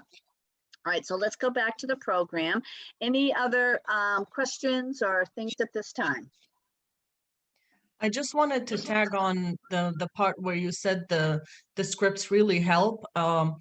When I was making calls yesterday, and I'm going to helping one of my colleagues for an open house, and I'm calling in the area to invite people to that open house. And when I first started, the first person who picked up the phone, I started just blurbing something. I didn't know what to say.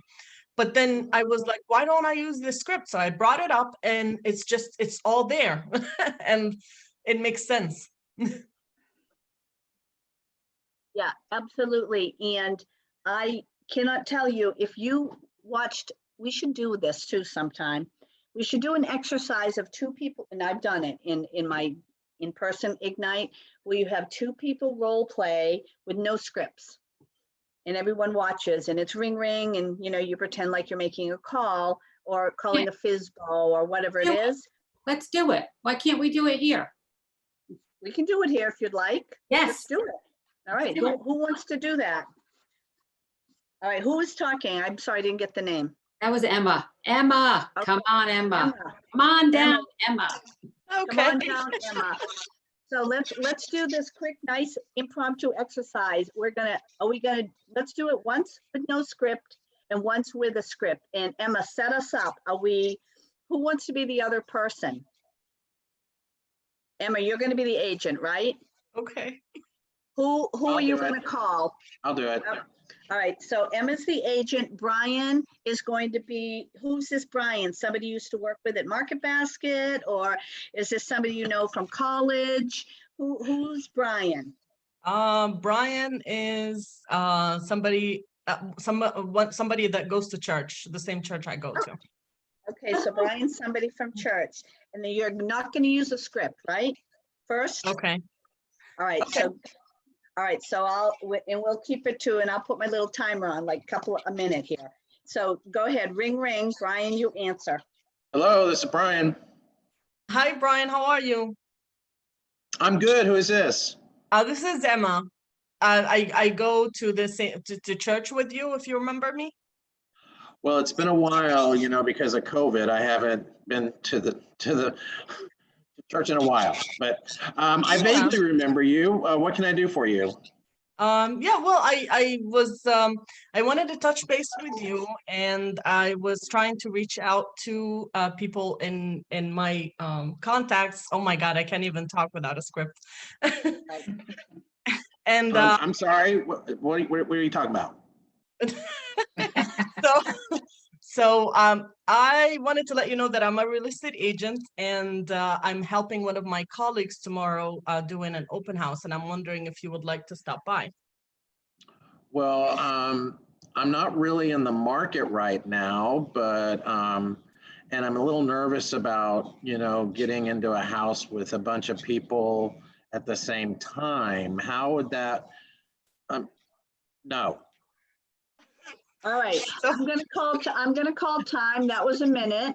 So. I was hard. She's my script partner, actually. Yeah, we were script practicing yesterday. That's hysterical. Good job, Brian.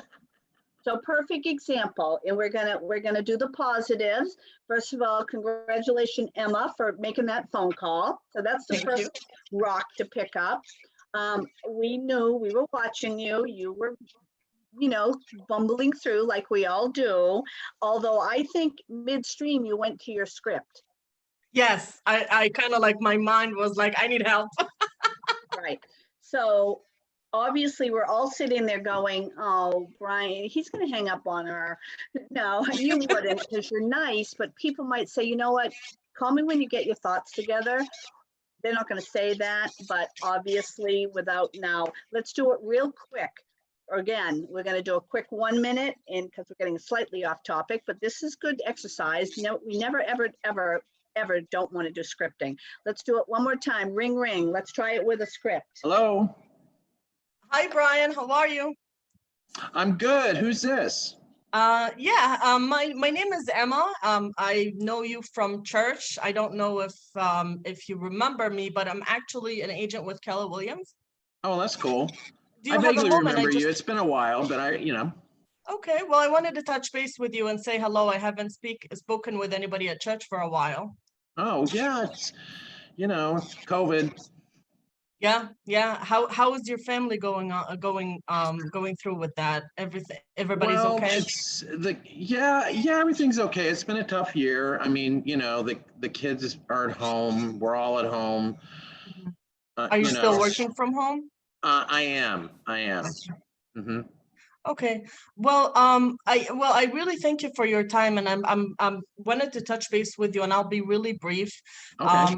In your area, I don't know if you have seen this listing sign, but my colleague in my office, we're having an open house tomorrow, and I wonder if you can stop by. Well, I hear the market's really hot right now, and we've been thinking about possibly selling, but we're worried that we won't be able to find anything else. But I might stop by. Yes. Can you want to send me the address? Ding, ding, ding. I'm going to call time. So feedback, everybody. And then Kayla has a question on the role play. How do you think that felt, Emma, going forward? A lot better. Yeah. And Brian, do you feel like, okay, she's calling in again, practice Yeah. makes perfect. Well, she was trying to guide me through the conversation, asking me questions so that I could answer rather than making statements that I would not say anything to. She was trying to not force me, but she was probing me to, answer, not just yes or no. Yeah, you never want to do yes or no answer questions. We always want to do open-ended, and that's in something in Ignite as well. So I think it's very obvious, and we all know it, and everybody has a little anxiety about making these calls. But if you have 2 or 3 what we call models, Ford is a model, Grow is, there's all these little models. So within Ignite and in everything in Keller Williams, find your little way that works best for you. You know what I mean? So, and then we'll move forward. And then Kayla, you had one question. Yeah, so much like Emma, so like I can fake it till I make it, but I get like Emma, I feel like at the end it's turbulent when you try to transition it to a purposeful conversation. So like my phone calls, and forgive me, I was a little late coming back because I was stuck on a call. my script is kind of like, hey, good morning, how are you? Because it's my warm market. I'm like, you were laid on my heart today. I just wanted to reach out. How are you and the family? And then we go kind of how they were. But when it gets to the purposeful part, like I mentioned when they ask back that I'm at work, like that I'm in real estate and the industry is crazy, but I don't know how to sorry, my toddler muted me. I don't know how to transition it to a more organically feeling purposeful, like, are you looking? Do you know anybody who's looking? I don't know how to get there without coming off as salesy. All right, so how do we help her with this? Can I say something? Yeah. Okay. I would go back to that coming from contribution, Kayla. And I would go back to saying, and I'll use Deb as the person. So Deb. Yeah. You know that I'm in real estate. This is my first year in real estate. And Hi, how are you? for myself to be able to help 20 families sell their house. And I was wondering if you know of anybody. I don't get my glasses no more. I gotta mute him. Yeah, we got a lot of noise going. I can't seem to mute anybody. Yeah, no, I got it. All right, go ahead. So I'm wondering if you know of anybody that I could help this year, either buy, sell, or invest in real estate. I don't really know anybody offhand, but I can think about it, I guess, when I'm out and about. Deb, I would really appreciate that. And if you do come across somebody, would you please shoot me a text message or give me a phone call and let me know. I'd love to reach out to them. That's my job as a realtor, is to reach out to them and offer my service and assistance. If I think of it, if I remember, I'll call you. Okay. It might be a better idea you call me. I would appreciate that, but I'm also going to follow up with you once a month just to touch base and see how you are doing. Okay. And just to, again, remind you and give you an idea as to how I'm doing in my new career. All right, wonderful. That sounds awesome. Well, good luck to you. And if I know anybody, I'll let you know. I appreciate it. Thanks, Deb. Take care. Yep. So Kayla, does that, well, I guess the other thing is really practice, practice, practice. Heidi knows what to say. She's been doing this a while. You know what I mean? And that didn't just happen. She didn't just, it takes a little bit, and it doesn't take that long. If you do it every day and get into a little scripts and role play with somebody, and again, I'm going to challenge you all, if you don't have one in the market center, I guarantee if you called your TL and said, hey, can I start a Zoom every day? They will be, yeah, they will not, I can't imagine anybody would say, sure, you do a script and role play, you just knock yourself out and then start getting everybody in your office, because it's only going to make you and all your script partners better. And the better and more perfect, we all know with this whole thing, if you are the first one in the door with somebody and you're confident and you're cool and you know what you're doing, you're most likely to get that business. So Trevor, we're excited. You're back. You were on the phone. Did you get an appointment or was that something else? Well, no appointment. I checked in with a lady from my church who unfortunately her husband just passed away. So I've been meaning to call her for a while, and this gave me, I told her this gave me a chance to do that. She actually gave me a lot of tidbits that were great. She used to be an assessor. She said that one realtor she dealt with one time was very negative and she didn't like that. And I asked her, like, what do you mean? And well, he was negative about this and that and this and that. And she goes, it just, it turns me off to want to use him. She told me about her family, where her people are. She said, I'm not interested in selling right now. I know my husband was, but I'm not. And she said, if I do, I might move to Alabama in the next 10 years. She also said, I confirmed the contact information. I asked her if I'm running out of time, that I need to go. Could I talk with her again? I really enjoyed it. And I also said, I'd love to be able to practice my scripts at people's houses. Now I said, she's older, she's concerned about COVID. And I said, I know maybe you won't. She said, right now I wouldn't. I said, well, we could do it by over the phone, even just to practice, but I'd love to come there, examine the house and pretend I'm doing the whole spiel, checking the house out. And I know you you'd be great and unbiased and tell me what you like, what I did, what I don't like, you know, what you don't like about what I did. And she said, yeah, we'll talk about that in the future. And I asked her, you know, when I could call her back again, because I'd like to talk to her more. And so that's about where we left off. Wow, that's, you know, so you called a lady. Did you know her husband had passed? Yes. Right, so that's a special call, right? Sounded like she was doing okay. And, you know, at the same time, sounds like the rhythm of the call went pretty well, and she was coming back to you with contribution, which is cool. She sounds like a really great lady. Yeah. So I appreciate, Trevor, that you sounds like you were thinking that you needed to call her anyways. Yep. So, okay, and did you say, hey, I'm in a class and I have to call people, or did? I did, and I said, but this gives me a perfect opportunity to call you, which I wanted to, and I feel bad I haven't yet, but I didn't know how to start, and I didn't want you to think that, I didn't want to just be like, hey, so sorry about your husband, you know, how are you doing, you know? And she talked a lot about, she's struggling with dental pain right now, and my son just went through a bunch, so we had that in common to relate to, and it was really good conversation. And I also had one last night with my cousin who lives in Alaska, who's actually got a team leader that he's really good friends with at KW. He's going to hook me up with him, and so we can connect in case, you never know, right? Never know. He Build your referral business. Yeah, build your download. He's selling life insurance, and boy, I couldn't believe how mature he was and how much he knew about real estate. And he had all kinds of great things. We had like a 3-hour conversation. It was awesome. And I learned a bunch, and so it was really cool. So I've had 2 great conversations last night and today now. Right, and coming in, Emma made a comment that you're coming from, you know, really empathetic, and you're genuine, and this, you're not going to fool that woman. She knows. So that was very, very good. And again, yes, we have our scripts, and we know what we're going to say, and we have to, you know, certainly be very aware and listen in what's happening in their world.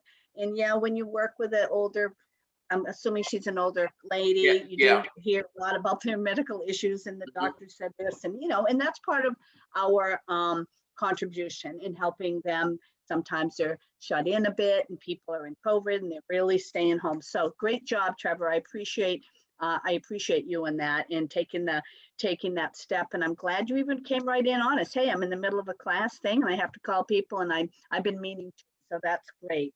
So, and this is going to really get him to everybody to your big why. I don't know what your big why is and your goal is for the year and each quarter that you're going on.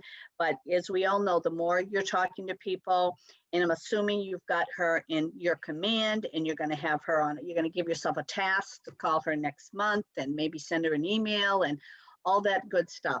So let's get back to the program as we're kind of wrapping up. It gets, this part is kind of interesting, this next piece. I don't know if you guys are looking ahead. So accountability, oh yeah, we already did. Accountable people achieve results others can only dream of. And we know it's time on task over time. Repeat, repeat. Okay, hold on. So we want to just make sure that we're always doing these items that we're supposed to be doing. So we've got some ahas already. Let's do this, and then we're going to move. And wait a minute, hold on, I got to go backwards. Hold on, one more. This lady. Okay, so I want to talk a little bit, and we talked about this a little bit on the break, and I feel that you guys are in this world already, but we all know that day-to-day life of a successful real estate agent is very repetitive. Some people consider it, the more repetitive it can be a little bit boring, but their routines produce the results they need to live and get where they really want to go and get to your goals. And I know that's what you guys are going to do. Before we took break, we talked a little bit about affirmations. And was it Kayla? I'm not sure, who has an app and talking about affirmations. So we're going to ask you to do something a little bit silly, but I want you guys to go back to that sheet with the little boxes and your dollar bill, your dollars in the middle. And of all of those boxes, what is the most important thing that drives you today? and I want you to write that down on your paper, okay? So we're gonna, I wanna create a daily exercise for you to do every single day. You know what? Has anybody taken Bold yet? Okay, keep your eyes open for Bold. That's another That's gonna be class that next. really digs. Yeah, it really digs deeper. And one of the Bold laws is what you think about expands. Or I'm not sure if that's exactly the word, but basically what you think about expands. So if you think I'm gonna have a gorgeous, you know, whatever you think about, whether it's a positive or negative. So we want everybody starting the day on a really positive day. So we're going to ask you to do something silly, and we're going to make sure that you have an affirmation, whether it's 1 or 5 things that you want to affirm every day. And I want you to create this ritual and think about that big life and think about your big goals. And then every day you're going to wake up, and before you get out of bed, you're going to say, sometimes people like to say the date so they can keep track of the day. Today is Friday, March 5th, I think. Today is going to be a great day. I'm a good person. I'm making good decisions in my life, both personally and professionally. And I affirm that I will fill in the blanks, whether it's one thing, maybe you just want to focus on one thing every day. I am going to lead generate every day. And part of an affirmation is to then say, why? You know, why am I doing this affirmation, right? You know, these are the things that, and not to sound all, you know, whatever, but these are the things that many, many, many successful agents do. They wake up and they have affirmations and goals. I am a good person. I'm making good decisions in my life, both personally and professionally. I affirm that I will do this, and then why. I want to do this because I want to get that house. I want to do this because I'm going to pay off that car. I'm going to do this because I want to get a place for my parents. So you do that every single day. That's your little homework assignment from me. And as you can tell, when I say it, because by the way, that's my affirmation every morning, that's what I do. You know, that's what I say. And then and you have to have why and how. I'm going to do that because I want my new house, and how I'm going to do it is I'm going to lead generate every day, and we're going to move forward. So that's just part of the big vision stuff and the big goal setting things as being part of the Keller Williams family. That's, you know, that's really what you do. It sounds a little corny, but I promise you, go for it and you'll really enjoy it. So let's get back to our screen share. Any questions on that? Anybody else doing affirmations? Does it sound hokey?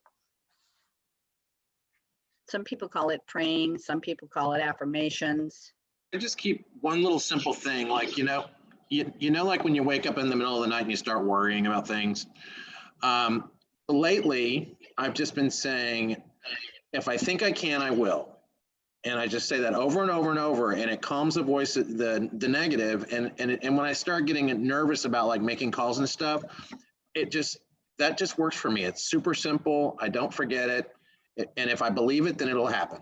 If I don't believe it, it's not going to happen. You know, there's a flip side to that. So yeah, that's really, really true. And it's the old Henry Ford, I think, or Edison, one of the old guys said, if you think you can do it, you can. If you think you can't, you can't. And they're both right. So you have the choice, right? And we all are here. If you didn't think you could do it, you wouldn't even be here. You wouldn't have taken that course for real estate. You wouldn't have waited forever to take the test. You want to do this. So this is how we're going to get there. And part of the thing that you're doing is putting the time in here to really, really dig in. And we want you always to be opening your mind and thinking of things. So how has this today changed any of your thinking? Give me a couple of ahas. What ideas or mindsets came into you as new? I think it's great to be able to have goals. Sorry. So Ryan, goals. Yeah. Great to be able to have goals and work backwards from your goals to see what needs to happen, and then work backwards from what needs to happen to the steps that make up those, the rocks in the sand, maybe a little water, Yeah. mostly the rocks. I love that. Right out of from Heidi, that is so visual. Rocks, Yeah. and they're heavy sometimes to do. in the sandy, watery, fun stuff is easy. So let's make sure we throw those big rocks in first. What, what, does anybody feel differently or anything that was particularly meaningful for them today?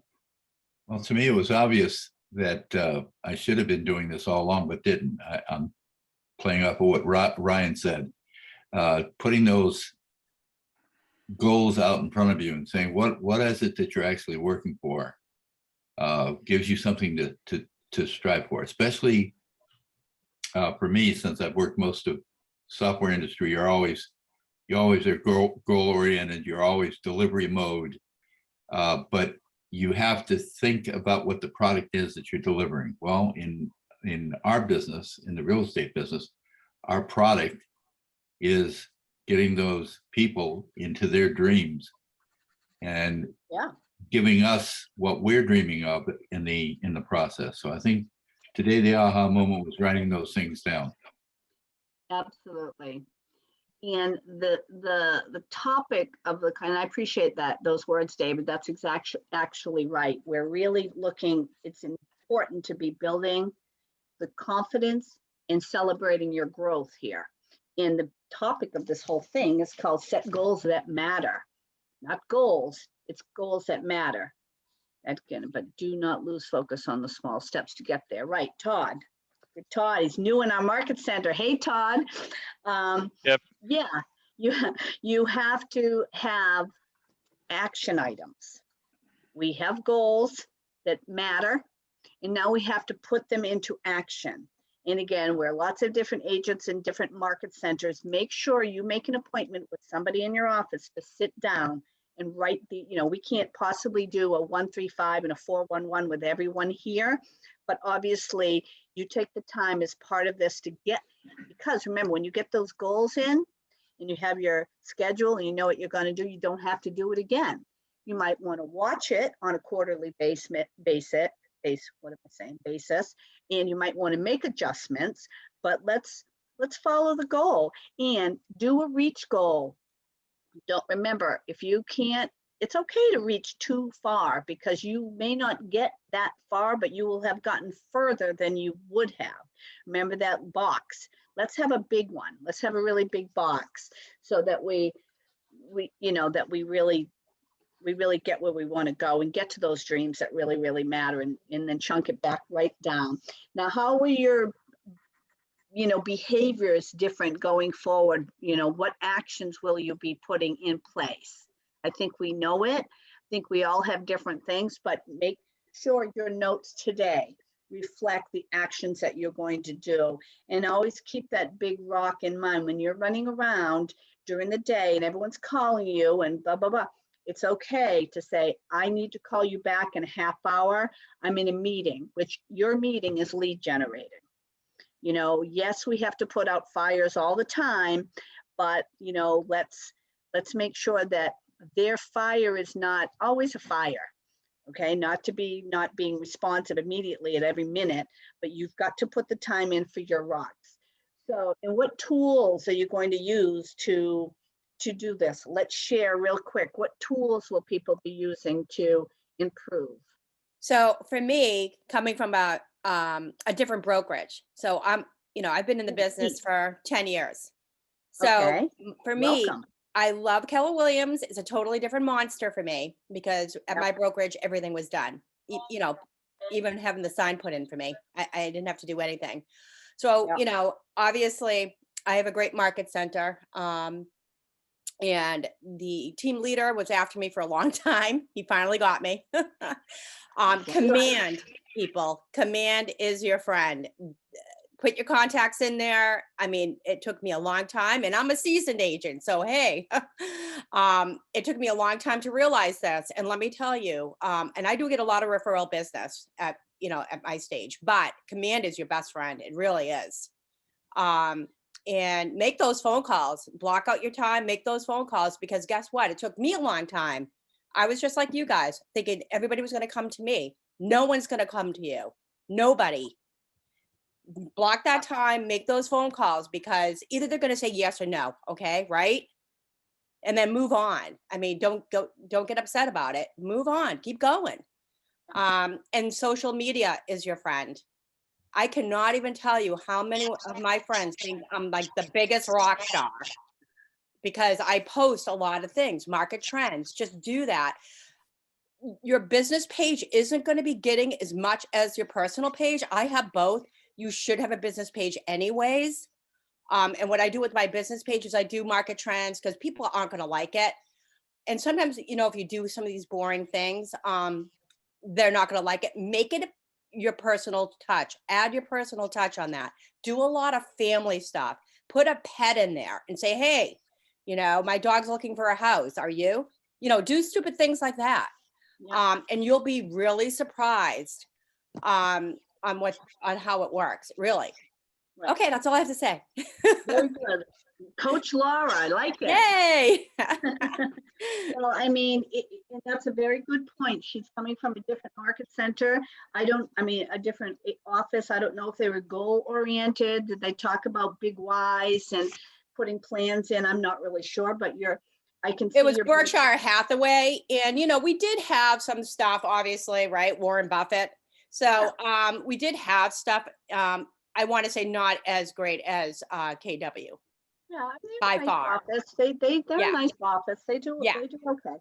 So yeah, so basically what we're going to do is make sure that we do what we have to do, and that is the good old thing. Now let me go back to playing.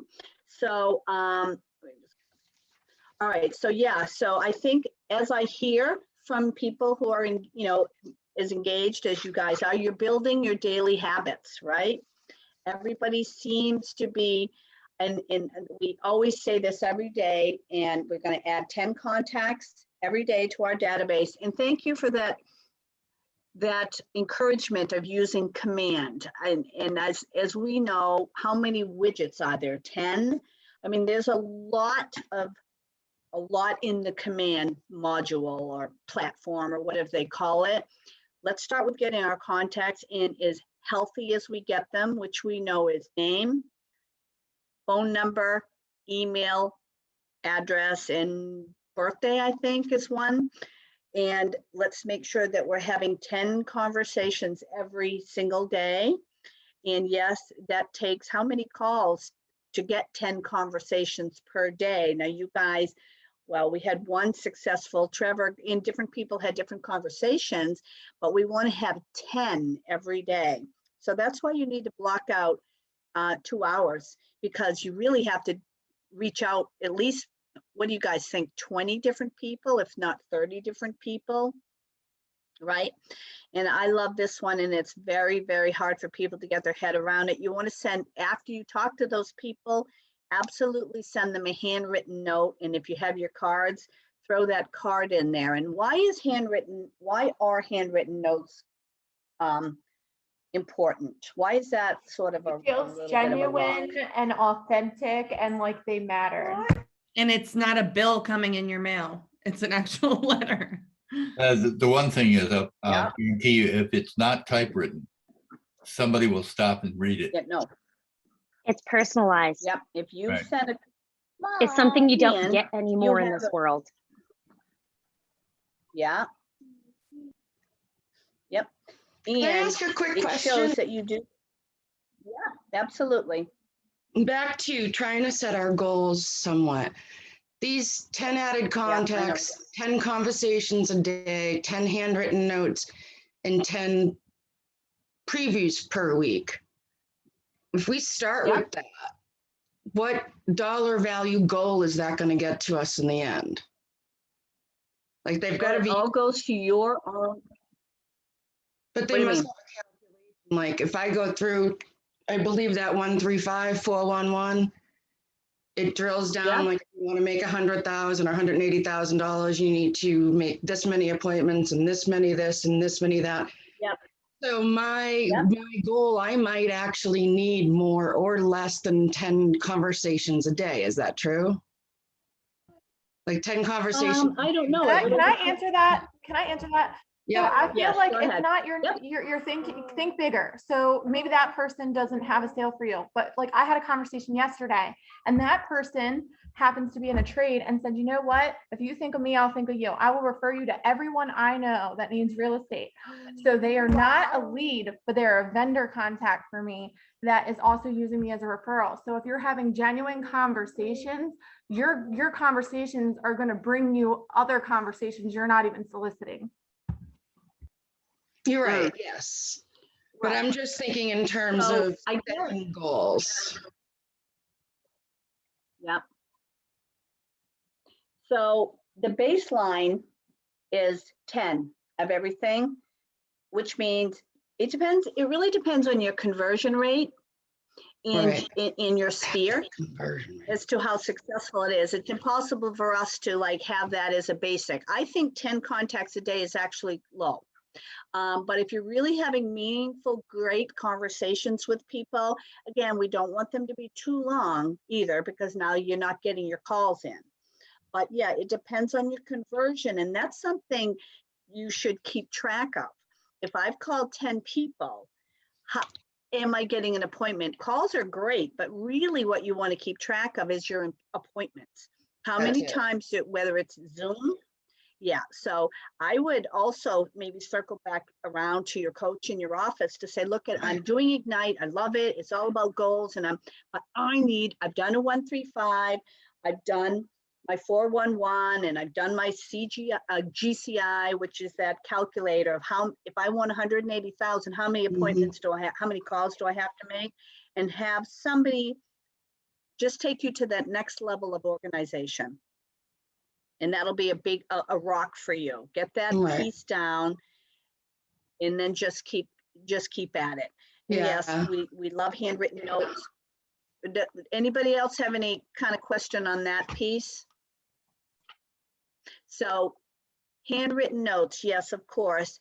No one does them anymore. You have just had a conversation with someone. It's going to, what is the word I want to say? It complements your call, okay? It complements the call that you are even taking the next level of writing handwritten note. Hey, Heidi, thanks so much for taking the time yesterday. Here's a couple of my cards. Let's, talk to you soon. Let's get a coffee, whatever. And then sign your name, throw in some business cards, and you never know, they might just throw them right in their wallet. Next time they're out and about, they'll hand that to someone. The other thing you also want to do, and this is something we want to preview 10 homes. Now, I think per week is low, although I don't know how your area is, but we don't have a lot of properties. They come on the market so fast, they sell quickly. But you want to make sure that you have systems in place that every day, probably, at noon or maybe first thing in the morning, you want to make sure that you've done an update in your market on your MLS and of your search area, of your whatever you call it, your coverage area, or however you're going to do it, so that you know absolutely every day of the week what has come on the market, what's gone under agreement, and what has sold and for how much, right?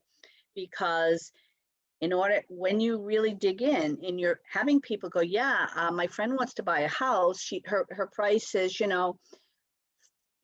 don't know, 500, and she wants a condo in Boston. Well, that's not going to happen, right? So you want to make sure that you're going to be able to help people. So make sure you put that into your daily basic, daily success habit schedule, as it was. So what other, we do, hold on, I think it's the next page. Any questions on that? I love the handwritten notes. Right when COVID started, my friend sent me a birthday card, but it was crossed out, and it said, I hope you're doing okay. I thought you'd rather have a note in the mail than bills.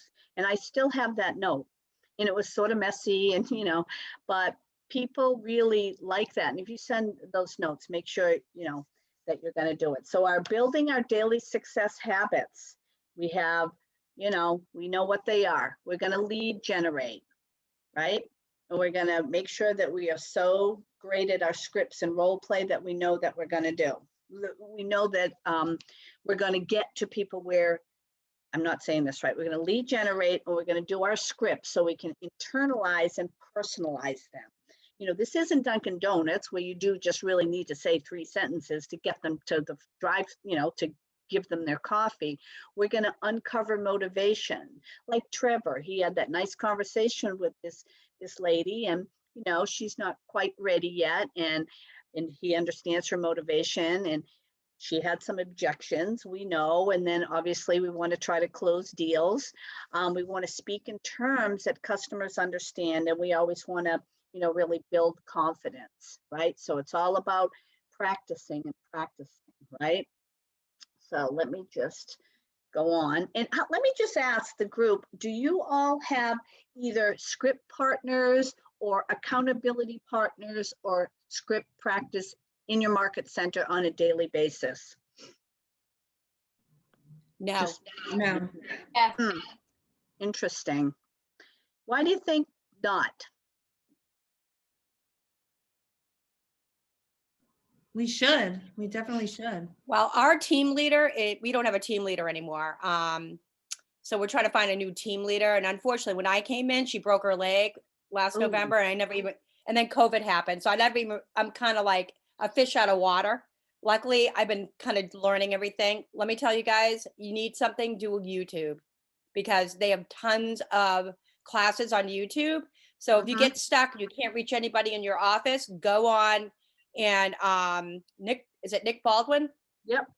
I think he does a lot of stuff. Scott Leroy as well. Go on there, and I'm one of those where I need to self-teach, so I can physically look at it. So go on there, and then you can stop it, and then you can move your screen if you have 2 screens, and then you can do it little by little and learn. But yeah, we don't have that. I actually hooked up with somebody on here to do scripts with. So and that's really part of this piece of the puzzle. In regular class, when you're in, you pair up and you say, I want to be a script and accountability partner, right? We want to practice and internalize scripts. This allows you, this is the tool that is going to allow you to make your business grow, because the better your words come out, the more likely the conversation will move forward. And the other reason you want to use scripts, and we've heard this all week, is it allows you to listen at a higher level. Because if you're trying to figure out what you're going to say, you're not going to hear what Brian is saying to you.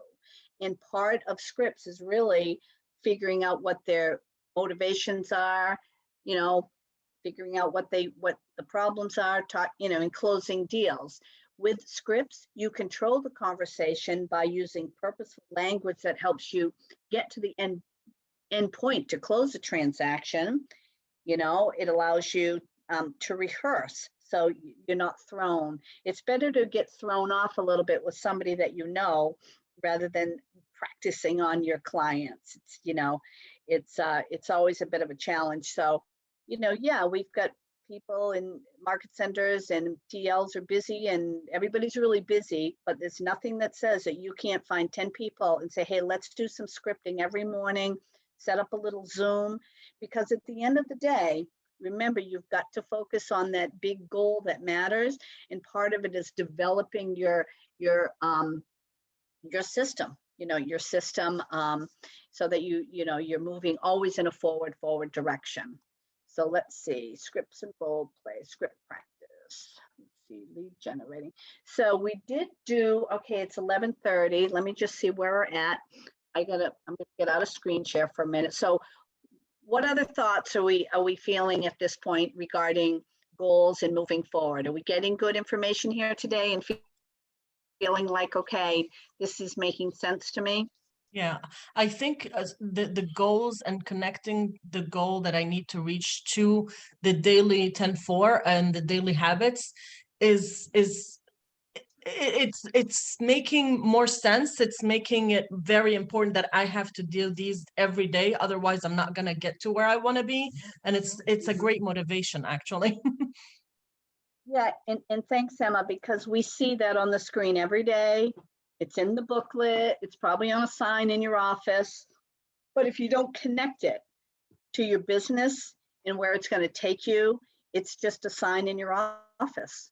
We want to make sure that we're making these hard, very, very hard, connections with this. So, let's see, lead generation, I'm just looking at our thing.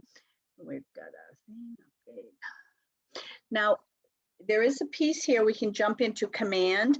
We talked a little bit about command. Now, it does say here at the end, we want to demonstrate how to add contacts. Is everybody familiar with that piece? Tim, I see you're in. Any thoughts on the topic today of setting goals that matter? And I've been hiding in the background. I That's do all my right. every once in a while. Yeah. During Lent, I gave up talking. I'm lying because clearly oh, I'm that talking never again. happens. Yeah. Yeah. I think the most important thing is to make sure that you share them, right? So when you do decide what your goals are and goal setting, and we actually just talked about this morning at our market center during our quick start, we did Love the 8 MREA goals. And, once you've decided what you're going to do, narrowcast your focus and broadcast your vision, right? The more people you can employ for your assistance and make sure that you have people that are holding you accountable, right? If there's anything in your life that you've ever done at a high level, there was probably accountability tied to it somehow. So making sure as you guys start to format your 135s and your 411s, if they're not hyper personal and you work in an environment with your team, I would say, put them in a frame and hang them, maybe on the back of the door, but where everybody can see them and hold you accountable to them. Right. We always I joke like about the that. guy that on December 31st says he's going to quit smoking and stop eating brownies. And then you run into him March 15th and he's like on his 3rd pack of Reds and his 9th brownie. And he's like, well, it didn't go too well, but it's okay because I didn't let anybody down because I didn't tell anybody. Well, yeah.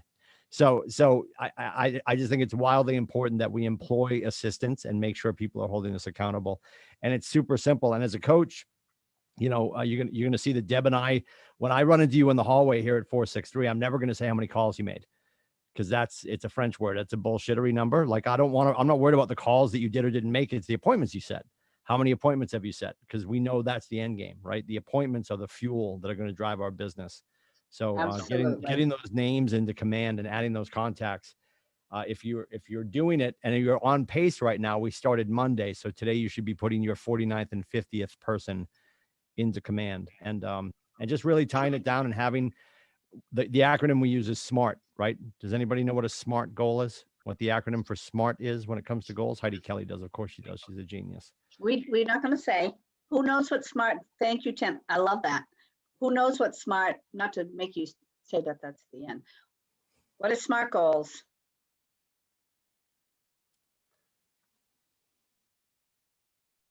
Or if you're in The Massachusetts, strategic, SMART, measurable- you can replace the R with an H. Go ahead. What is it? Achievable. Strategic, measurable, actionable, reachable, and time So time sensitive. pretty close. The Russian judge is in a bad mood, so we're just going to correct it a little bit. So specific, right? We want it to be specific. So that means rather than saying, hey, we're going to spend 2021, we're going to do some stuff and make some money. We're going to decide I'm going to help 48 families. We're going to have a specific goal. So S is specific. M is measurable, right? So when are we going to do this by? And how will we know that we're on or off track? A is attainable, right? Do we have the resources? Because if you set a goal that you don't have the physical wherewithal to do because you don't have the boots on the ground, the talent around you, or the operational resources, then we're setting ourselves up for failure. So attainable. R is realistic, right? And we mean that insofar as mentally setting yourself up for failure. Is it realistic insofar? And we hear this all the time when we're doing your CGI, career growth initiative. People sit down and they're like, so what's a realistic goal? Or what does the average agent do? How many people on the call are average? Don't raise your hand. We'll kick you out. Don't raise your hand. Yeah. Don't raise your hand. That's Okay, a tough good. one. Yeah. Yeah. So a realistic goal is, something that we know is going to put us out of our comfort zone. Yet we know based on the history of others that have come before us, according to the Red Book, we know that if we do certain things, 600 people in our database, 36 connect, there's the wherewithal to probably have 50 transactions over a 12-month period. And then T is time-based. When are we going to get this done by, right? Measurable is how do I know I'm on or off track? Time-based means I'm doing this by December 31st, right? I'm gonna help some people by February 53rd. That's not a real thing, right? We want actual SMART goals. So if we can do that for ourselves that. and really drill down and then have people hold us accountable, we know without fail, like look, the restaurant industry, anybody trying to run a business without a written business plan, guess how that usually goes? It was awesome. We were going to open a pizza place. We got a wicked cool sign. Nobody knew about it. You never bought an oven, stupid. You know, like we need to make sure we have the resources and the plan to get it done. And part of that is having a written business plan and then employing help and support, accountability. Right. Accountability is a big piece, and you have tremendous resources in each and every one of your market centers, and you want to take that next step. You finish your first week and you're supposed to be adding 10, you know, the end of the game, you want a good solid 500, you know, you want people in your command so that you're working and you have systems set up. And I find somebody to keep you accountable within your market center, whether it's your coach or just somebody in the office. Find somebody, and like Jen said in the beginning, let's create your vision board. Have it up there, whatever it's going to be, so people can see it. That is scary, that people can see, and share it with people, and be open to it. No one succeeds alone here. Everyone helps everybody else out. So, you know, I think having your goals, however you keep yourself on it. Some people I've noticed in the call are very task oriented, and it's helpful for them to know their numbers and notes. Some people are more visual. So whatever it is that makes you get to where you want to go, but just know where you want to go.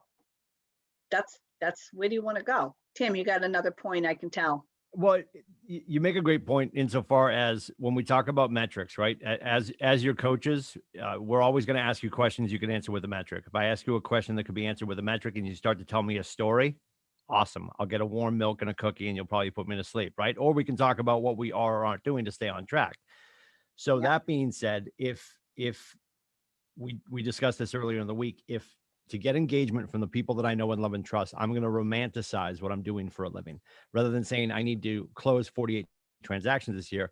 Hey, Stacy, I need to help 48 families during the year of 2021, right? I'm immediately romanticizing it. So if I'm taking my 135 and my 411, lots of words and numbers and words, boring, but I take that and then I go cut the picture of the Land Rover and the mountain bike and that hut on the water in Tahiti and all the things that I want my face to do over the next year. And I put that on a poster board.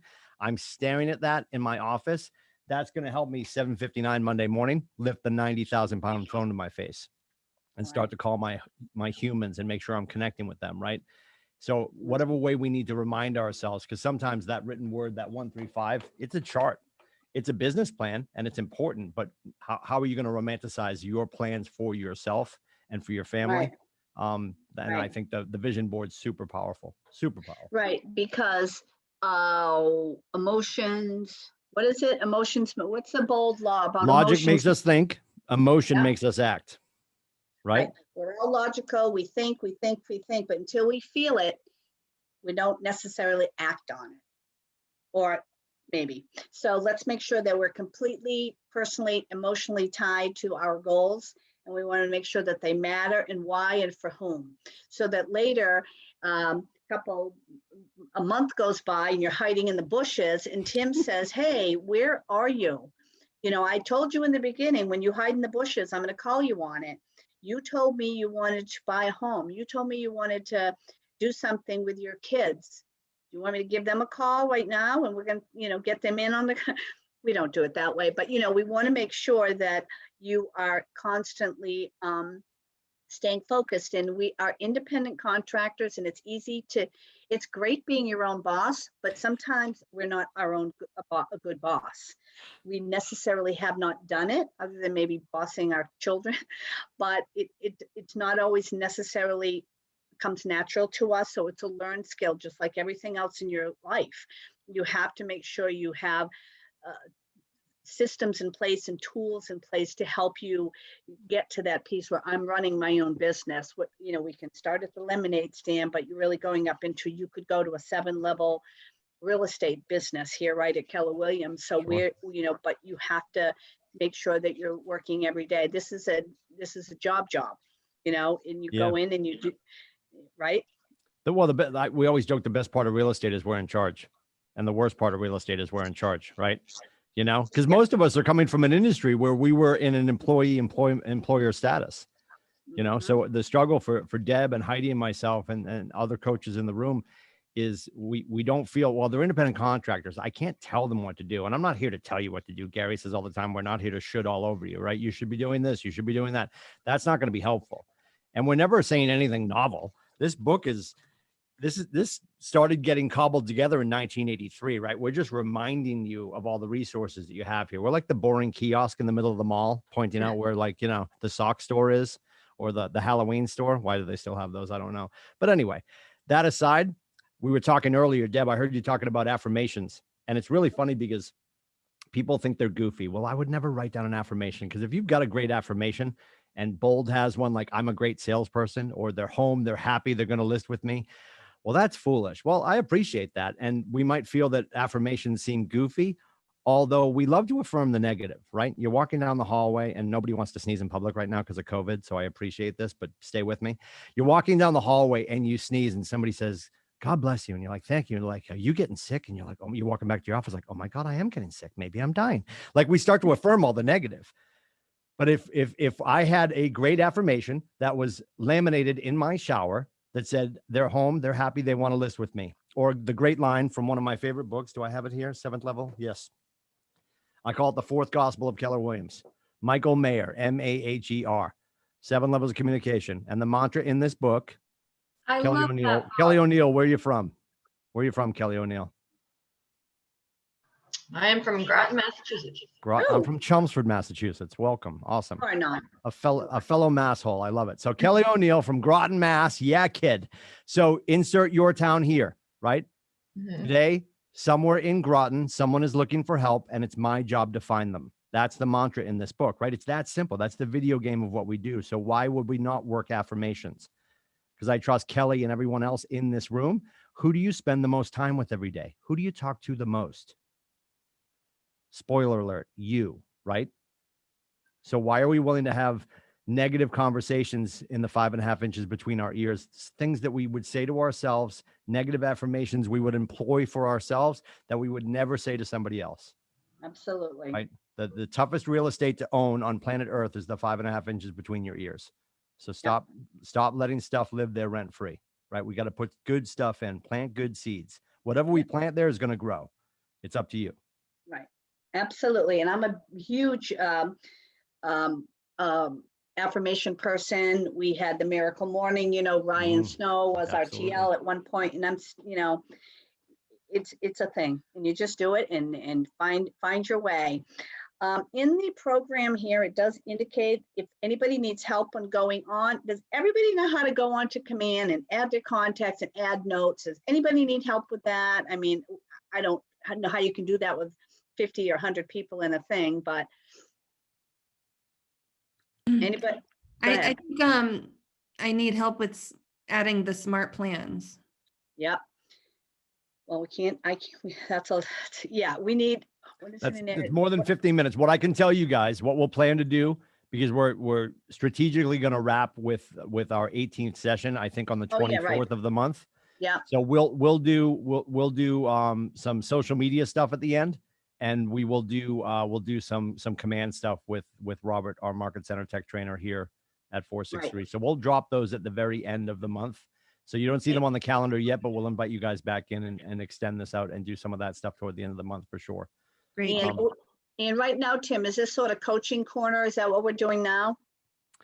We're there right now. Yeah, for sure. Yep. All right. But before that, I want to say to Michelle, who just commented she needed some help with smart plans.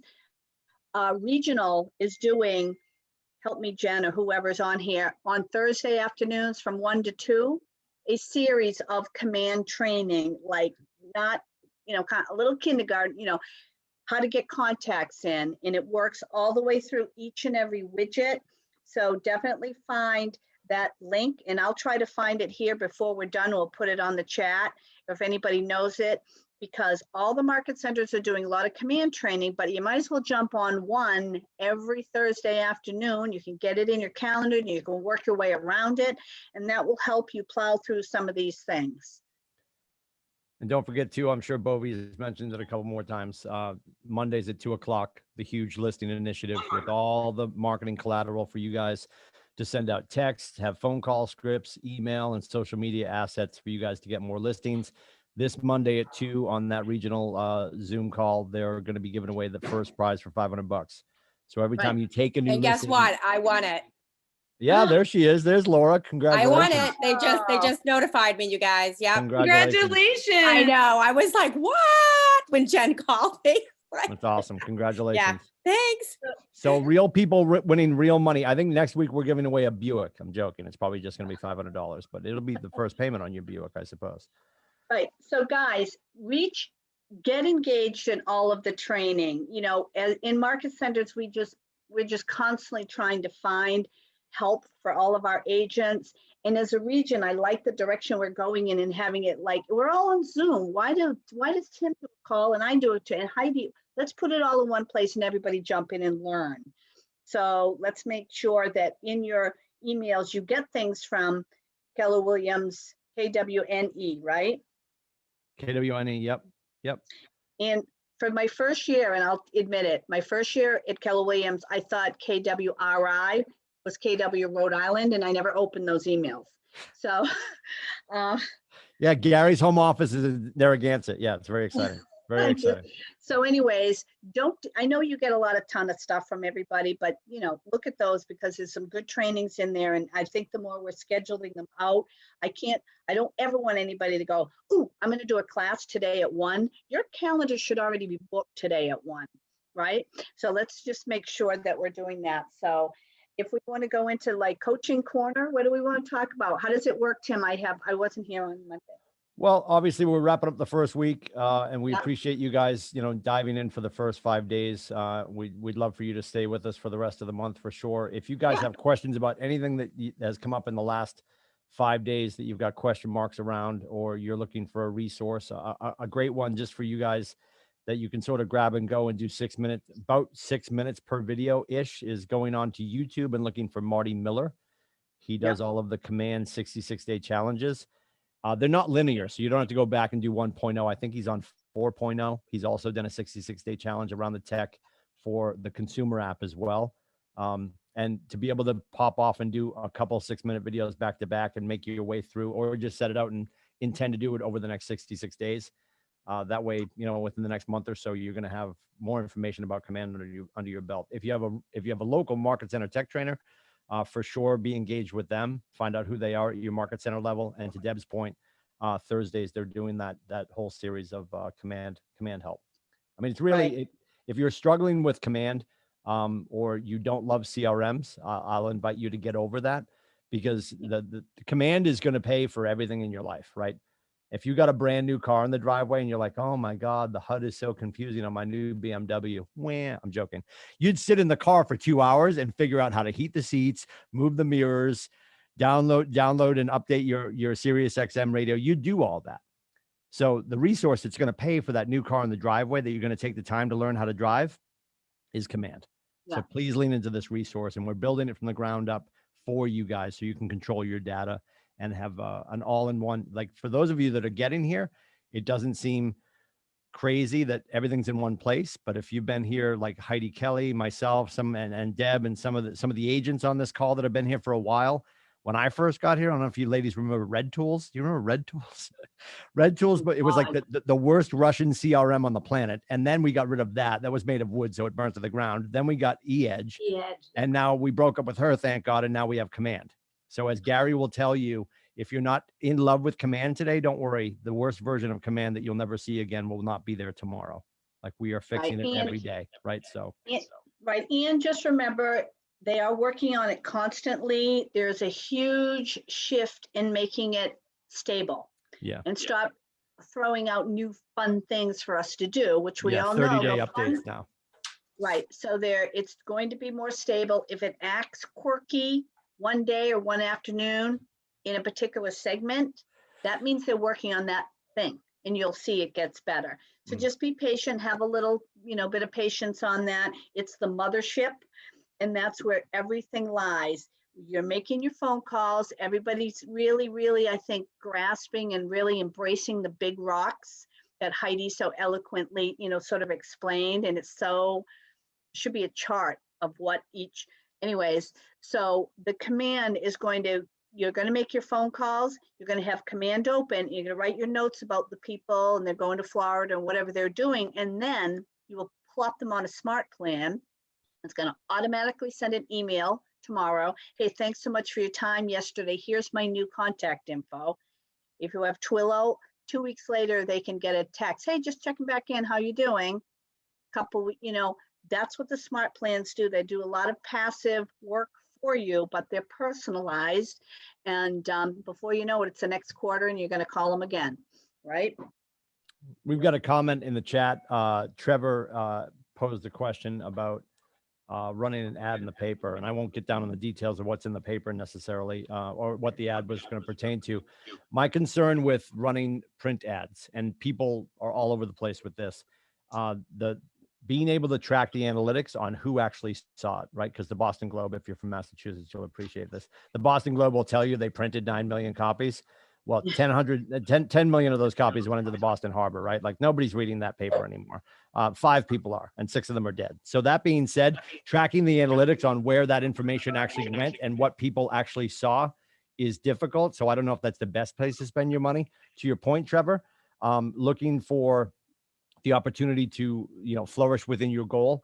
If you have a buyer, I think more importantly is doing that missing persons report or the missing property report. So if I have a buyer that's looking for that bungalow house, I'm going to describe the buyer, what they're looking for, what the neighborhood is, and you can even share their threshold for pricing. You don't have to go down and dirty. I'm not going to share their favorite color and their social security number. I'm just going to say, I have a buyer looking for a house like this in a town like this, with a budget of this issue. They call it the missing property report. And you could run something like that if you only have a buyer right now, because our goal really is to always just be pursuing our next listing.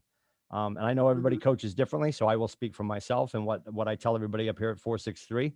And I feel like this would hold true for everybody in real estate, but I'm only worried about Keller Williams. I think you're going to do yourself a huge favor in real estate as an agent if you're only ever in pursuit of your next kitchen table. And I'm politely not ignoring the buyers. It's just your job is to go get the listing. Because what are all the buyers looking for right now? What do we not have enough of, right? I use a lot of bad analogies. We have enough fat kids. We need more bear claws, right? Like, please understand me when I say that. We need more bear claws. You need the inventory that everyone's looking for. So on your way to your next kitchen table, you will trip over the unrepresented qualified buyer. And you'll be better off for it, right? I hate quoting Tom Brady because he's not ours anymore, even though I'm still happy for him. If you asked him what his favorite Super Bowl is, he would tell you today, the next one. So what is your favorite listing appointment? Your next one. And if you're just growing your business, you're just getting started, welcome to Keller Williams. I think you made a phenomenal choice, and your job is to get your first listing. And after that, and forevermore, it will be your next listing. The buyers will show up. Right. And that is the highest return on your investment. And make sure he said it perfectly. That's the thing. List to exist. It's that sitting at people's kitchen table or on a Zoom kitchen table is really where you go, and if you want to do 40 listings a year or 40 sales a year, because every listing is going to bring you buyers. And you don't have to drive listings around. They're, ready to go, just all of that stuff. What other questions do we have? Gary said Wednesday too. Gary said Wednesday, appointments control our revenue and listings control our profitability, right? We get to control the conversation of our profitability with listings. So ahas and questions for Deb. Ahas and questions. Chat room, raise your hand. Let us know. Got a few minutes. I have a tech question, a simple one. Uh-oh. I'll try. I think this is more for Timothy. So I have my app on my work phone, and I have a second phone. So I went out the other day. You told us how to go in and go to more, and then share my link. Sure. So I shared it to my other phone as a text. And when I went in, it didn't populate my agent information. Did it, the text you got from your first phone? I love that you have a bookie phone. Yeah. Yeah. The one you No, use I at the have track. I have a I'm work joking. phone from I my know, other I'm joking. job. I'm joking. So when you sent that link from your first phone to your second phone, did it come through and say, like, did you see Brian Mock's app somewhere in that line item? Yeah. Yeah. It So what would normally happen at that point is it's gonna pull you into either the iOS store or the Google Play store to download the app. Yeah. And then sometimes, and this is a coin toss, kids, sometimes it will auto-populate to the correct agent. Otherwise, you're gonna have to actually go in and choose Brian Mock again. Okay. It's not a perfect science, I can assure you of that. Yeah. Yeah, because when I click on it to download it, it opens up and it's prompting me to select an agent, basically. Yeah. Yep. And that's why if you are on the phone with them or you're standing with them 6 feet 1 inch apart, of course, I would confirm that at that point that Bill Barban is searching for me, clicking on me and selecting me with the radio button and all that kind of stuff. Well, that's what I want. I mean, because the phone call I made today was to someone in my sphere. Actually, I went in through the angle of, I know she just got a new roof. So I wanted to know, I'm building my vendors also, not just my.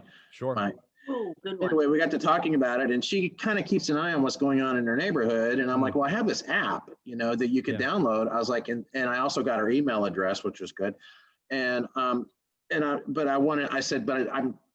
to make sure that you're getting it, and I want to make sure she gets it. Sure. And then selects me as the agent, so I can keep an eye on what she's doing, in command. So part of your process for now might be just like I'd be saying to you, hey, Brian, it tends to populate with Tim Lindsay already.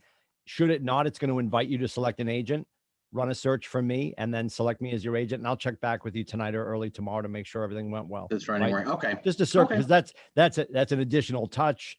You're confirming that she found you. She didn't find Brian Elmock, which is the guy across town that you hate that's going to steal all your business if you don't make sure, right? Right. Yeah. Make sure she got Bizarro you. Brian, we don't want that, right? Yeah. Right. Yeah. Very good advice, Tim. Thank you. Because I'm finding too, does everybody know that in command in your contacts, you can save a search, the people get the search, and then they can get a push notification on their phone? Yeah. So if somebody like Brian, you might call that lady and say, hey, just so that you know, I can set you up a search on your whole town. And if she puts on her phone that push notification in that thing, she can know every minute, soon as something comes on the market. That might be cool for that lady. So you That guys, makes sense. yeah, I didn't know that worked, and I'll be transparent about that. One of the agents in my office said, did you know that you can, so now I have several things going, and I changed my push notifications on me as a fake person who's in my own app. I can see all the time, it rings all day with all the new listings. It's a very, very good tool, particularly in this market, because you hate when somebody calls you and says, hey, I saw on Zillow this or that. You will already know it. So just make sure you talk to your tech director, talk to somebody, make sure it's set up. And then when you have your client, Brian, call her and say, make sure you go into your settings, and you have to slide that thing to make the push notifications go to her phone. Okay. So pretty cool, pretty good thing that I don't know how long it's been going. Anything else you guys would like some help on? Can you repeat that? With the push Which one? notifications? So what happens is you send your app to your consumer. Brian sends it to this woman.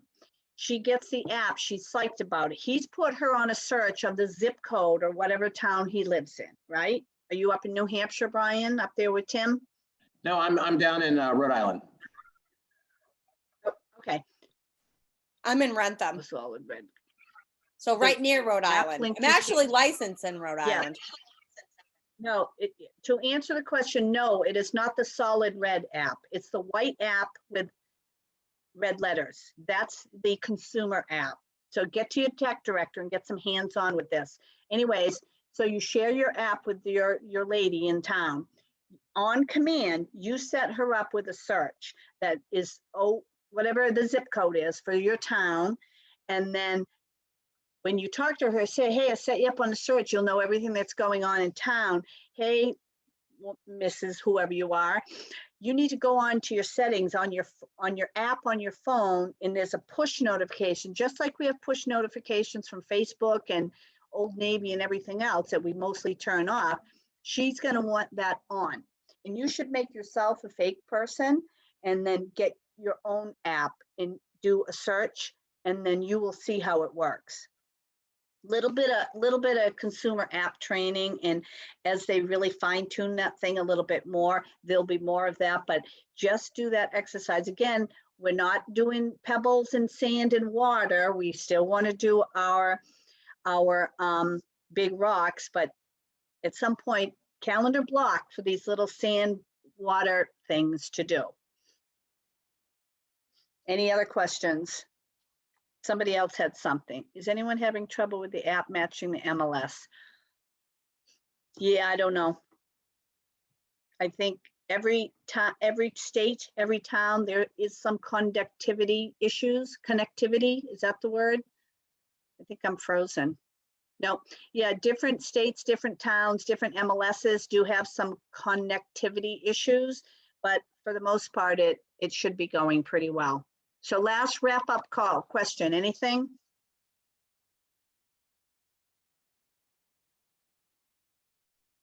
I have another one in the app. Okay. When you press share, I press more and then share, and then it pops to my messages or WhatsApp, or should I do quick share, or just I can go to text, or? Yeah, you can text it. Text Okay, it to I somebody text you it and then know. they open. Okay. Yeah, they have to open it and then you have to guide them through it. So practice on a friend or somebody. Just say, hey, can you do this thing with me? I'm going to text you this app, open it up, and then you can work your way around it a little bit. And then you'll know how to instruct people, because one good thing about that app, if you meet somebody new, you can say, here's my app. And then you get their phone number and you can do it right while you're standing there, right? And then you can kind of guide them through it. So let's get used to that again, not hours and hours on the app.